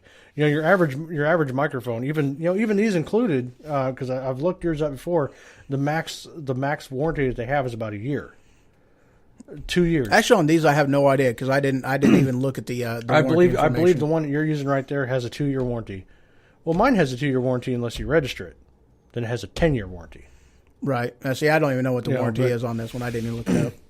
But you know, like we said before, you know, you got to pay to play. Right. And and if you're wanting good, you know, like Focusrite, you know, he's using a Focusrite audio interface, which I'm using PreSonus. Both of them have their attributes. Both of them are the top of the food chain. Yeah, because there's not a lot of difference as far as performance and usability goes between Focusrite and PreSonus. PreSonus, I think, has been in the game longer than what Focusrite has been. I don't think Focusrite, they're a relatively right. new But company. the only thing that aggravated me about PreSonus versus Focusrite is if you buy a 4-channel, you would think, you know, for those of you who are listening don't know what this equipment does. These microphones in particular, and especially mine, have to have 48-volt phantom power. Yes. They have to be powered in order to properly work and to be able to do it. Focusrite, he's got a 2-channel here. There's a 2-channel in the drawer of the PreSonus. Both channels, 48-volt phantom power. Yep. Here's where the difference is. You take the Focusrite 4-channel versus the PreSonus 4-channel, which is what I have, and the PreSonus 4-channel only has two 48-volt phantom powers. It does not matter if 4-channel, 6-channel, 8-channel, 18-channel, you know, whatever. Only 2 channels. I know they give you the option volt. after. I know they give you the option after 4-channel. Like if you go to 8-channel and stuff like that, they do give you an option for more 48-volt phantom powers, but it's not the whole thing. Focusrite, on the other hand, their 4-channel has 4 48-volt phantom powers. Yeah. Well, they've got 2 different models of their 4-channel. One 4-channel, you know, has 4 channels. It's actually all 4 channels are phantom power, you know, made for mic. The other ones are made for, you know, and then they have another one that they have 2 mics and then 2 what's called so I mean, and the instrument ones don't have phantom power. So, you know, that's one of them things with him. Yeah, I know. Now it didn't hit it directly because that was in this drawer and somehow it like hit, splashed. I don't know. No, it's all over it. No, it is all over it. It's in the front ports. I'll take alcohol tabs to it and get that thing cleaned out. But like he said, you know, this one says mic and instrument on the front of it. Mm-hmm. My 4-channel says mic instrument on 2, and then just instrument or mic on the other 2. The problem is apparently they weren't expecting you to run 4 48-volt phantom powers because it was not set up for that. Right, yeah. But the software, you know, the difference in the softwares. Well, my software is much more user-friendly. Yes. It is very user-friendly. Yeah, see, my software is a cocksucker. It's like an onion. An outer layer of cocksucker. When you peel the layer, there's 10 more layers 10 more layers of cocksucker. Yes, that's what mine is. And I mean, I absolutely hate the software that Focusrite uses. So, Focusrite, your software is shit. Because you can't actually use it to where it links to like what I'm doing to where you can actually have all that. Because I don't have additional compression or, you know, any EQ or anything. Yeah, see, I've got compression, I've got gate, I've got EQs, I've got effects, I've got everything. Yeah. And as soon as I start that PreSonus up, it automatically pipes it right to whatever I'm using. Yeah. Which includes Studio One, Cubase, you know, Audacity. And I'm working with Spreaker. I'm actually working with Studio.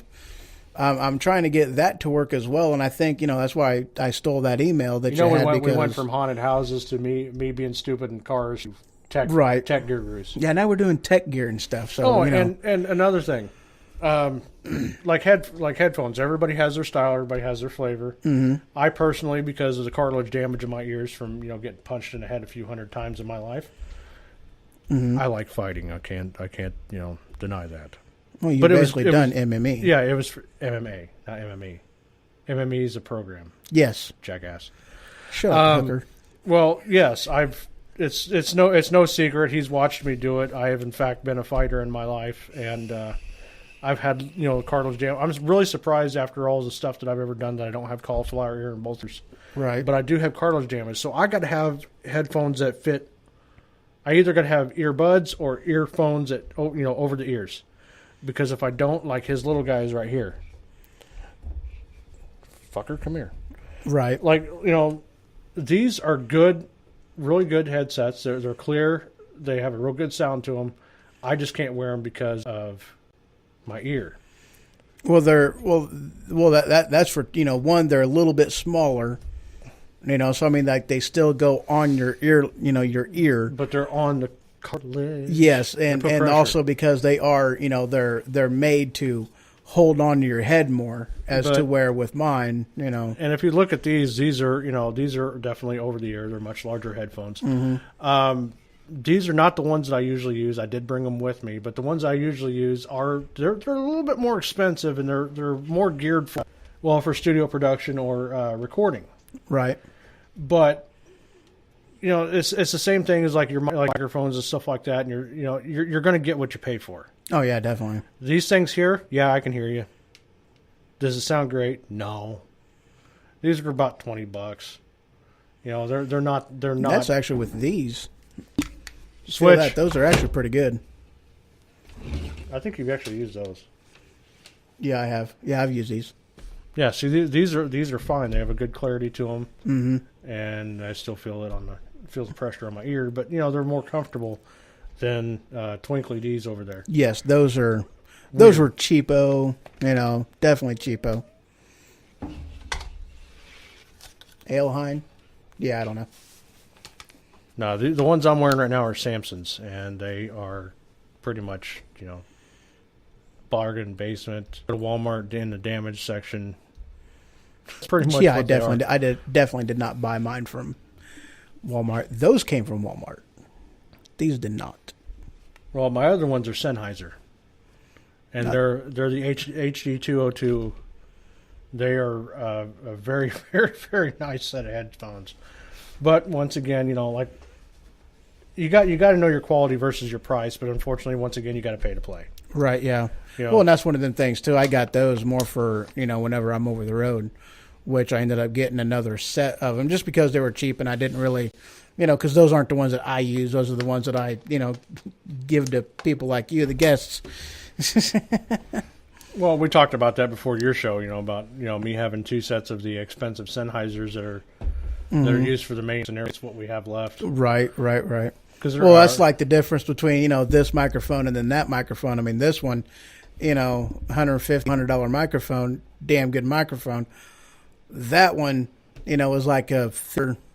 And you can definitely tell the audio quality differently in these two microphones. You can definitely tell. That's a cheapo $50 microphone that I got. I mean, I wasn't getting a real expensive one for a second microphone. I definitely was not going to spend that kind of money on it. Could have, want to. Really.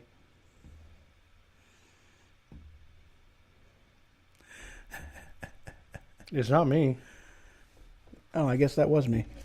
No, it went off. I just checked it. It's you. Oh. What the hell? Oh, okay. That's telling me I'm live. Yep, I'm still live. Why are you whistling? Oh, yeah? Wasn't me. This is my mean face. There we go. All right, put that back down.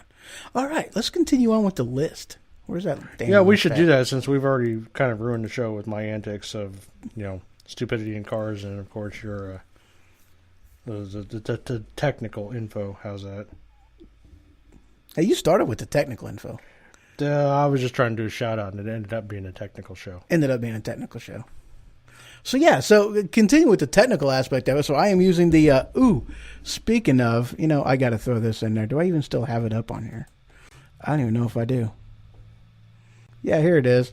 Now, this right here, this is a shout out to my mic.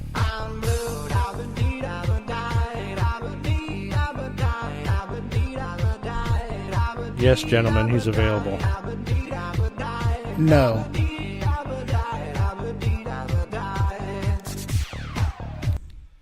Yes, gentlemen, he's definitely available. I'm your huckleberry. No. I'm surprised that isn't a quote from Brokeback Mountain. What, I'm your huckleberry? No, because the last clip, just screams like, if you want to go into country western, you're probably going to have to go Brokeback Mountain. Possibly. Yeah. He loves the cock. No, I don't. Liar. I like mine. Mine's pretty.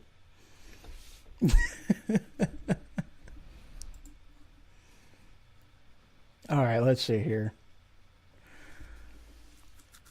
What are you doing on Pornhub? Huh? No, that's not. Dude, this is not the time to look up chicks with dicks. Just because you're interested in that doesn't mean I am.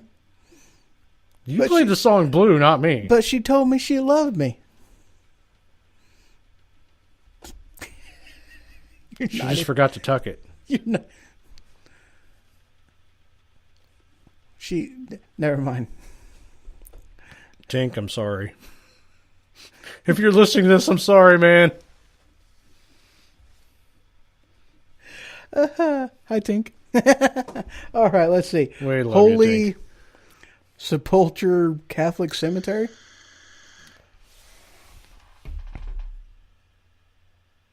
I don't even know how to frickin' pronounce that shit. Yeah, I have no idea. It's in Cook County. That's all I know. Ooh, Cook County. 1935. Okay.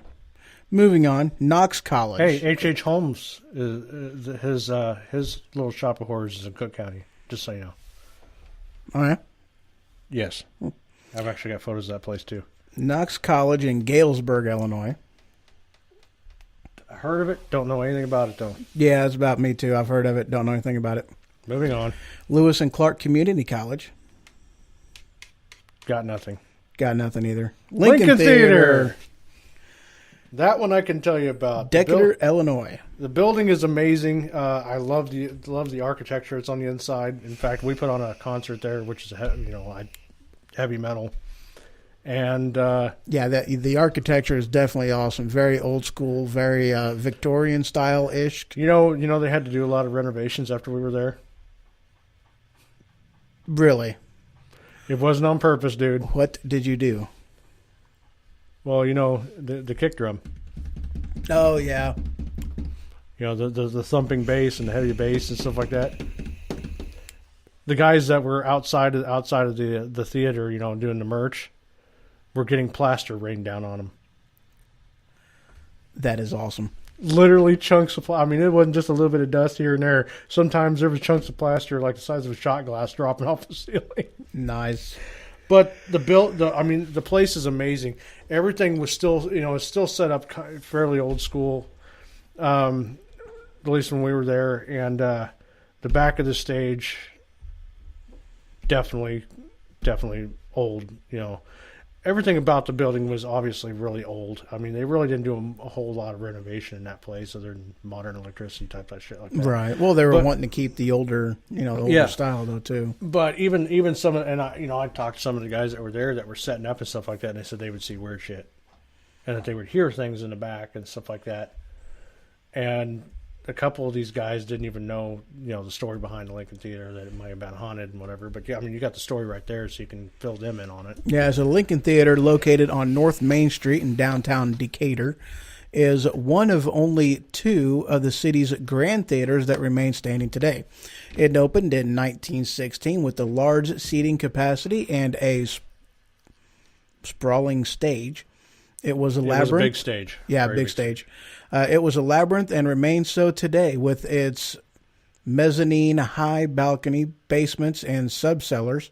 The theater holds many secrets and, according to some, many ghosts.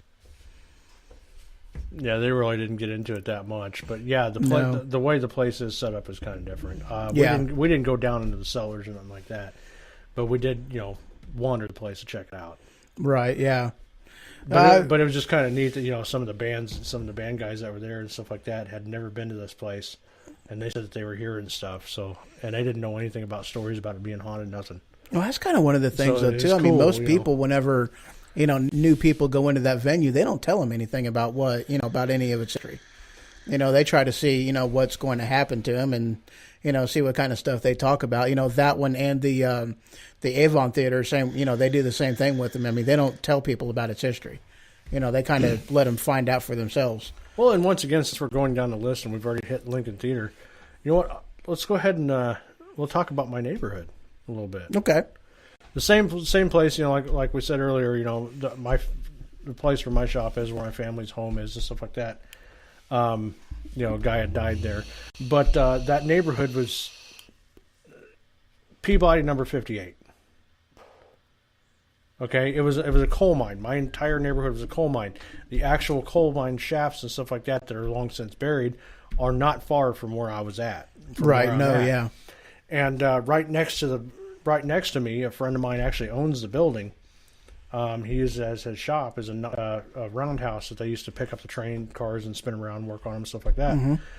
And there had been times where we'd before he even bought the place, we'd been over there and stuff like that, and we'd heard and seen some really weird shit. Mm-hmm. And one time in particular, my wife thought I was nuts until she heard it too. I swore up and down. It was pitch black dark outside, and I think I was looking for one of the cats. Like one of the cats got out or something like that. I think I was looking for Ashley. Right. Yep. And I miss that cat. Oh yeah, I do too. I walked down by the fence, and I swore up and down. Not far from me, I heard somebody yell, "Fuck off!" No, it was my phone again. I swore up and down that I heard somebody yell, "Oh God, someone please help me." I swore up and down I heard that, so I went running down the road thinking somebody was hurt. A block down the road. I literally took off running. My wife's like, "What the hell are you doing?" I was like, "Somebody's yelling for somebody's having a problem. Somebody's yelling down here." And I walked up and down the road, and there was no there was a couple porch lights on and stuff like that, but I didn't see or hear anything. So I come back. Is that like right there by the railroad tracks on that road right there? No, on my road, a block down my road. Oh, Where okay. we heard it, and then we're walking back, and she's swerving down. She's like, "Did somebody just yell?" I was like, "So you heard it too?" She goes, "Yeah, I did." And I went back down to that same area where we heard it. Nothing. Well, by coincidence, we found a picture from literally an aerial photo of how they got this. I don't know, an aerial photo from 1916, Mm-hmm. when that roundhouse building was being built. And you could see where the old farmhouses and stuff like that were in the neighborhood, and right where that was at, we did a land deed lookup at the county courthouse, Mm-hmm. and found out that I'm shaking my leg. Oh no, I was Doing, doing, looking doing, at the down over there Ah. on the other side of my green screen. Yeah, that's part of the green screen in the floor. But yes, but that there was like I said, the area was steeped in coal mining, and I was told later on that had something that what we may have heard could have had something to do with the coal mine, because many people were hurt and killed in that mine. In fact, Oh yeah, because there was several collapses, back in that time frame. well, most of the deaths that were attributed to the Peabody number 58 were shot fire accidents.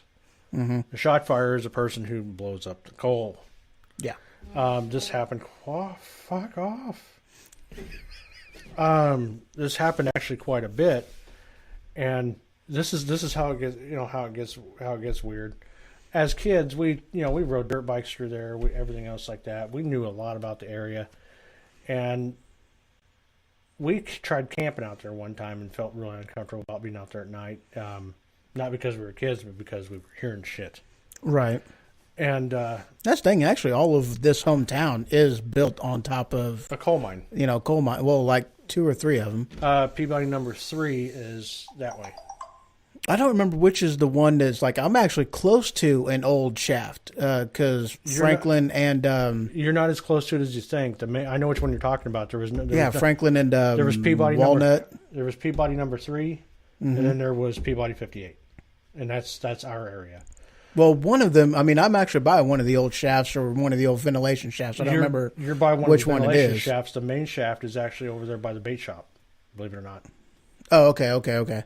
Yeah, but I know that there's like a ventilation shaft or something that's like that I'm not that far from. I'm like 6, 7 blocks from, I think, something like that. But like I said, this area is full. No, I'm like 4 blocks away from it. Yeah. Well, this area is full, full of coal mining history. And you know what? I'll give you some background history on the coal mine to let you understand. Like I said, a lot of people were injured and killed here. Yeah. And there's some little known facts that people don't know, like the mining wars. And basically, unions don't like other people coming in and doing their job when they go on strike. Right. Yeah. Well, here's where this gets interesting. The Illinois National Guard. There was a train coming out through Pana bringing workers to come to Peabody number 58 during the mining wars. The Illinois National Guard decided they weren't going to let them in. You're familiar with the Maxim machine gun, right? Yes, I am. They opened up on the rail cars, and almost everybody in the rail car was killed. They stopped the workers from getting there once. But there's actually footage on YouTube, believe it or not, of the mining wars. I actually found it. Yeah, I about died. I actually found it. Wow. But needless to say, the neighborhood was always told to be haunted. One of the old bars that is no longer there had been there. Al Capone even used that bar. Yeah. During Prohibition. Oh, and that's the one that has the access into... Had the access to a mine shaft. Yeah. No, that wasn't the mine shaft. That was access to the Prohibition tunnels. Well, yeah, but they were using part of Peabody number 58 as the Prohibition tunnels. That's what the story was told out here. Yeah, because them Prohibition tunnels. Yeah, we've got a now. This is one of them things that's really cool because we have looked for these Prohibition tunnels online and whatnot, and you can't find anything online with the Prohibition tunnels. But there is a network of tunnels underneath quite a bit of this town, and I mean, there's accesses to it. Quite a few different places. In fact, one of the banks in town up on the the town square, it has an access to it, and there's that bar you was talking about, that place has an access to it. And there's quite a few different places in town that has access to the tunnel. But yeah, that's one of the things, but yeah, you can't find anything about it like going online and whatnot. You got to go into the old archives in the city square in order to find anything. And you're sitting here with one person, you're talking to one person right now, listening to one person that has personally seen the back room of the bar. Yes. Because, I literally grew up in this neighborhood, and I knew the bar owner and stuff like that. And I've been in that back room, which used to be a storeroom, and there, in fact, was the way the wall was built and stuff like that. And he's the one that told me about the tunnels. Mm-hmm. But needless to say, what I'm trying to get at is with the mining and stuff like that, there's been a lot of deaths, stuff like that. There's been a lot of reports of, paranormal activity in our neighborhood, specifically in certain areas. One of which, as kids, like I said, we tried to camp out at, and we kept hearing weird things like pickaxes and stuff. Like tink, clink, and we couldn't figure out what it was. We'd go out and look, with flashlights, stuff like that. We never could figure it out. Finally, we were just like, oh, fuck this. We're going home.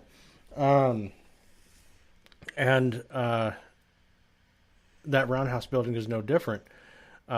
We'd been in there several times. Even my buddy that owns the place said he's heard, unexplained things inside that building. Some of the other older buildings that are there, same thing. And off on another tangent, the my brother's house that he lives in now in Vanderveer, they did research on it and found out that it had something to do with the mines. Yeah, a guy that worked for the mines. He was a shot firer, lived there. Apparently, his lunchbox, one thing, and brought it home. Whatever, had blasting caps in his lunchbox, and his kid got a hold of him. Oh shit! Yeah, there was bits of kid all over the inside of my brother's house. Oh. So I'm not surprised if his place isn't haunted.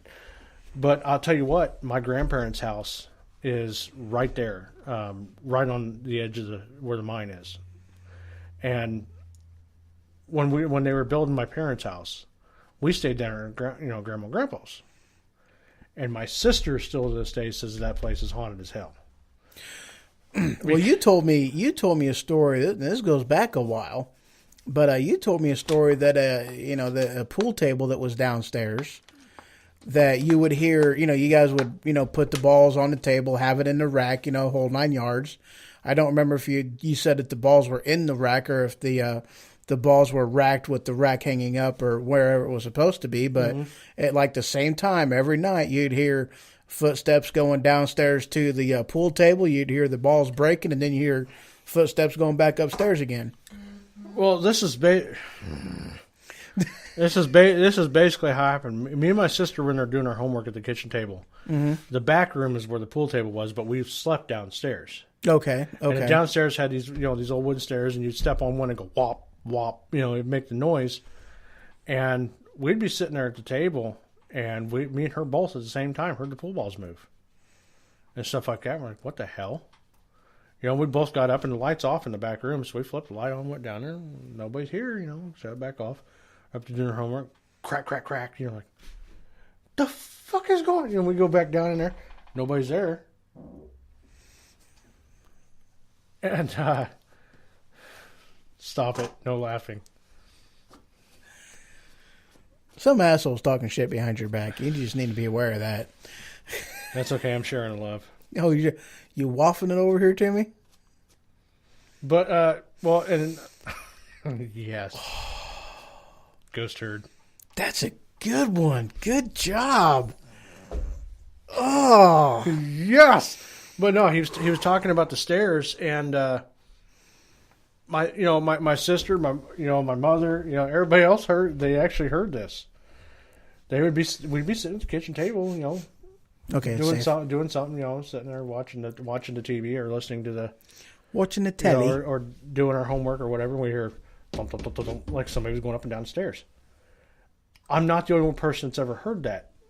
My sister heard it, my mother heard it, my dad heard it. My dad lived in that house during his childhood. I've had family members say, like, yeah, we've heard it. So we swear up and down that place is definitely haunted. But those are the only 2 incidents we've ever had. It's very bizarre.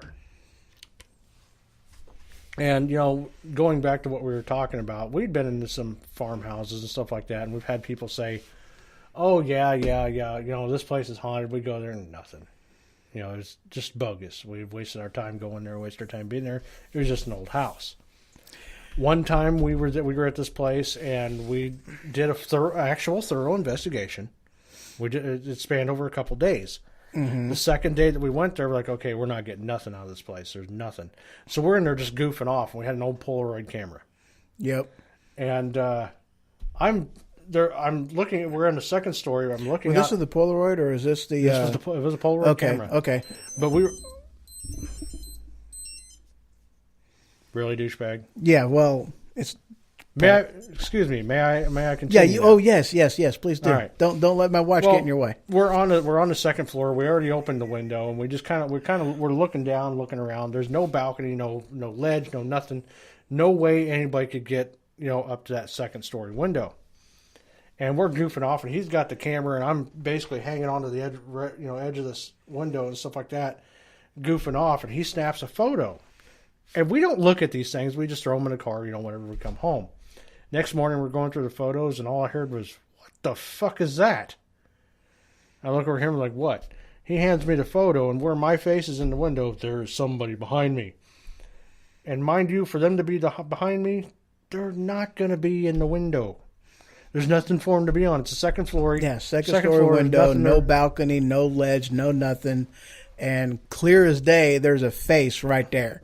no body, nothing else, just a face. And it's like, yeah, that was, and it wasn't reflection. I mean, it was obviously not his window was face. open. Yeah. I mean, it was obviously not him. It wasn't a reflection of anything. So, I mean, there was nothing. I mean, this was just a cheap-ass Polaroid camera. And I've actually talked to somebody about that house and told her about that picture. And she was, because she belongs to a different ghost hunting society. And she had told me that she had done an investigation in that place. And she's had a lot of the same similar stuff that happened to her. And this happened, oh man, when was this?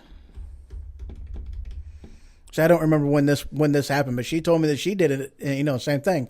She did an investigation on that place, and nothing. She had the same stuff happen to her. Now this house now is no longer there. It's not there anymore. They tore it down in the course of like a day and a half. They tore that sucker down. But yeah, that house isn't even there anymore. Yeah, it's long gone. But there's a lot of places that we wanted to look at that are now no longer there. Mm-hmm. And good times. And I've been in interesting places that nobody had ever thought to be at either. Like when Jeffrey Dahmer was caught. I've actually been in that apartment building. Oh yeah? Before they tore it down, yeah. Yep. His apartment number was 213. Yes, it was. Been in that building. Yes, it was. If you don't know anything about him, you can look him up, or you can just listen to the song by Slayer called 213. And if you want to learn about Ed Gein, you can listen to Dead Skin Mask. Because it's another Slayer song about that. I've actually been to Plainfield, and I've been to the property where Ed Gein's house once stood. Oh, yeah? Because they tore it down. Yeah. They tore it down. But I've stood on the property where the house was. In fact, part of the foundation is still there. So that's kind of cool. Nice, yeah. And once again, I mentioned H.H. Holmes. I don't have the address, obviously, with me. But you can go to the place where H.H. Holmes, America's first serial killer, was at. Mm-hmm. And did you know they actually believe that H.H. Holmes is actually the Jack the Ripper? I had heard that, yeah, because they never did catch Jack the Ripper. They're doing investigations on it. They believe that Jack the Ripper was actually H.H. Holmes, and he came here. Yeah. Yeah, because they never did catch him. This is why immigration is important. Legal immigration is it? You need to know who it is you're bringing into the country. Let's see, Old Union Cemetery. And that one is this one just says Central Illinois. This one isn't open for tours or anything. But, yeah, see, this is the one that I thought, this one is the one that I read and I was disappointed in this one because it says, let's see, it closed down 100 years after it opened. So it opened in 1831. So it closed down in 1931. Yeah. And somewhere between Bloomington and Springfield. But, I was actually kind of disappointed that they didn't throw Cemetery X into there because, that one is, all kinds of orbs have been photographed in there and all kinds of stuff. So that one's a pretty cool one. But I wasn't familiar with this one. See, the next one, let's see, Original Springs Hotel in Oakville. I don't know where the hell that one is. Washington County. Are you familiar with that one? No, I'm not. I was actually trying to look some of it up while I was on here, but yeah. Pollock Hospital. That's the other one that's in Bartonville, Illinois. Yes. And we've been to that one. So I'll go ahead and I'll read that one. Pollock Hospital was added to the Bartonville State Hospital complex in 1949. It was built to treat patients with tuberculosis. Yep, you said that. Yeah, it's another TB clinic. Yep, 3 to 5 people died per week, bringing the death toll to the thousands. It is reportedly haunted, and many paranormal groups have conducted investigations there. And that one also is open to the public. That's pretty cool. Raven Grin Inn in Mount Carroll, Illinois. I've not even heard of this place, but this sucker looks pretty good size. Looks like an old plantation house. Yeah, I'm trying to look at some of the places, or some of the places I've been to, and I'm having trouble finding anything. Mount Carroll, Illinois. Northwest region, okay. That one does actually have a website associated to it. Haunted Ravens Grin Inn, 1 Inn. Now this one, Resurrection Mary, Justice, Illinois, Resurrection Mary. Now this one's pretty cool. I actually like this story because this is pretty awesome. I've been up towards there. I've not actually been around the cemetery, but I've been pretty darn close to it. Resurrection Mary is a well-known Chicago area ghost story of the vanishing hitchhiker type. The story takes place outside Resurrection Cemetery in Justice, Illinois, a few miles southwest of Chicago. So yes, I have definitely been there. It does say that it's open to the public.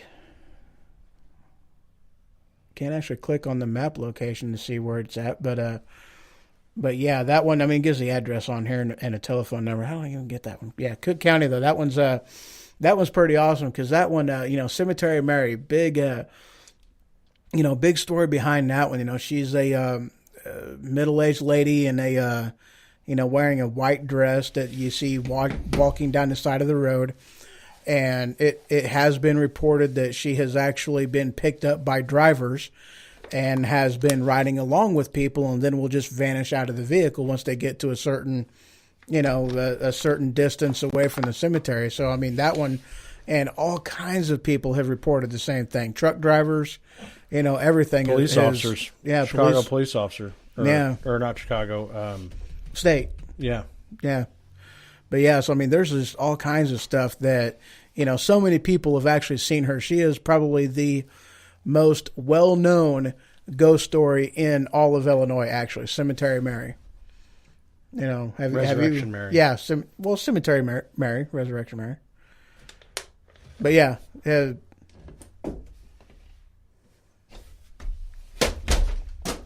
Motherfucker. Hey. Why are you turning my light on? All right, Springfield Theater in, of course, Springfield. Really? God damn it. Quit it. He's picking on me. Springfield Theater. I'm not even sure which one this is. No, I'm not either. Oh, 420 South 6th Street. The Masonic Temple. The Masonic Temple up there, the former Masonic Temple up there was actually haunted. Really? I didn't know that. Stickney Mansion, Bull Valley. Nothing. Got nothing on it. Yeah, me neither. Willow Creek Farm in Shannon, Illinois. And that one's actually the last one on the list. Willow Creek Farm, Shannon, Illinois. Oh, Haunted Galena. Okay. Carroll County, Northwest. Well, there's a town in southern Illinois too that we need to go to sometime because it's largely abandoned. But Cairo. Yes, I drive through there quite often, actually, quite a few different times. Yeah, it's a. I don't remember. I mean, like it was booming back in the day because of where it's located. It's like right there off of the Illinois River, like right there in the southern. Southern part. It's relatively close to Marion and whatnot. It's in that same vicinity, but yeah, with the new interstates and stuff like that, that place got largely bypassed. So it's not that far off the beaten path though. But but what it was used for, it's no longer used for, and it basically became abandoned. Yeah, I mean it's like, and I have driven through that town, quite a few different times, semi, and I've actually driven through it in a car because we got. I've been down there in my pickup truck, and it's I mean it's not an abandoned town, but if you go much off the beaten path, I mean the town is a good sized town. You can actually look it up. It's a pretty good sized town, and it was used for like as a major shipping lane at one point in time. But yeah, I mean, something happened. I don't even remember what happened. I don't remember really much of the history about it, but just whatever industry that was there, just the railroads and the main highways took away all the industry that basically was there. Yeah, and it's a fairly large town. It just up and disappeared. Yeah, I mean, it's all there, but it's but it's probably good 70% of it is shut down and abandoned now. So I mean, there's still people there. I mean, there's still people living there, but primarily, I mean, the town is empty. I mean, there's not much there. But yeah, I've been down there quite a few different times. It's because it's one of my routes that I go to one of my stops. So I mean, I've been there quite a few different times. So yeah, that pretty well covers the list that's on here. And is there anything that outside this list that you can remember? No, I think we pretty much covered everything that's around our area. Yeah. Yeah, it's called a microphone. Bastard.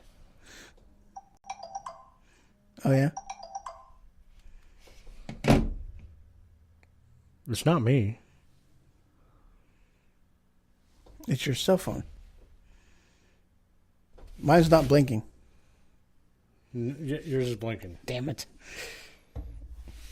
No, I was responding to somebody, but that's not me. You little bastard.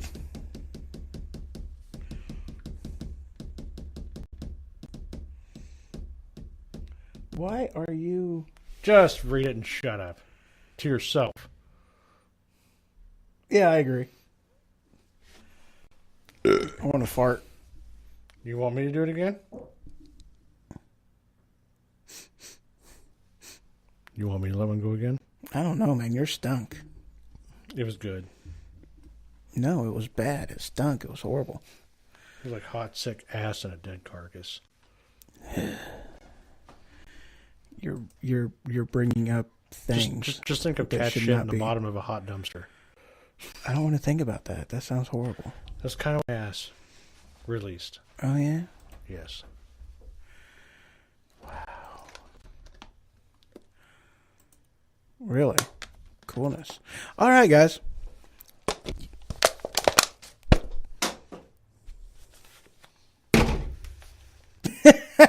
That's a good pout face. That was an amazing bit. All right, guys. That concludes the...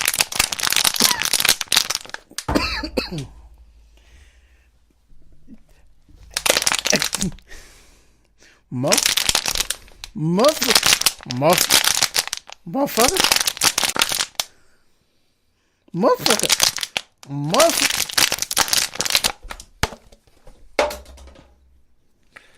Fuck your couch. It's downstairs. Motherfucker. Greg, no.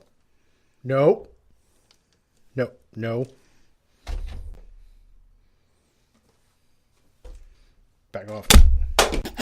Motherfucker. It's a microphone, too. Oh, shit.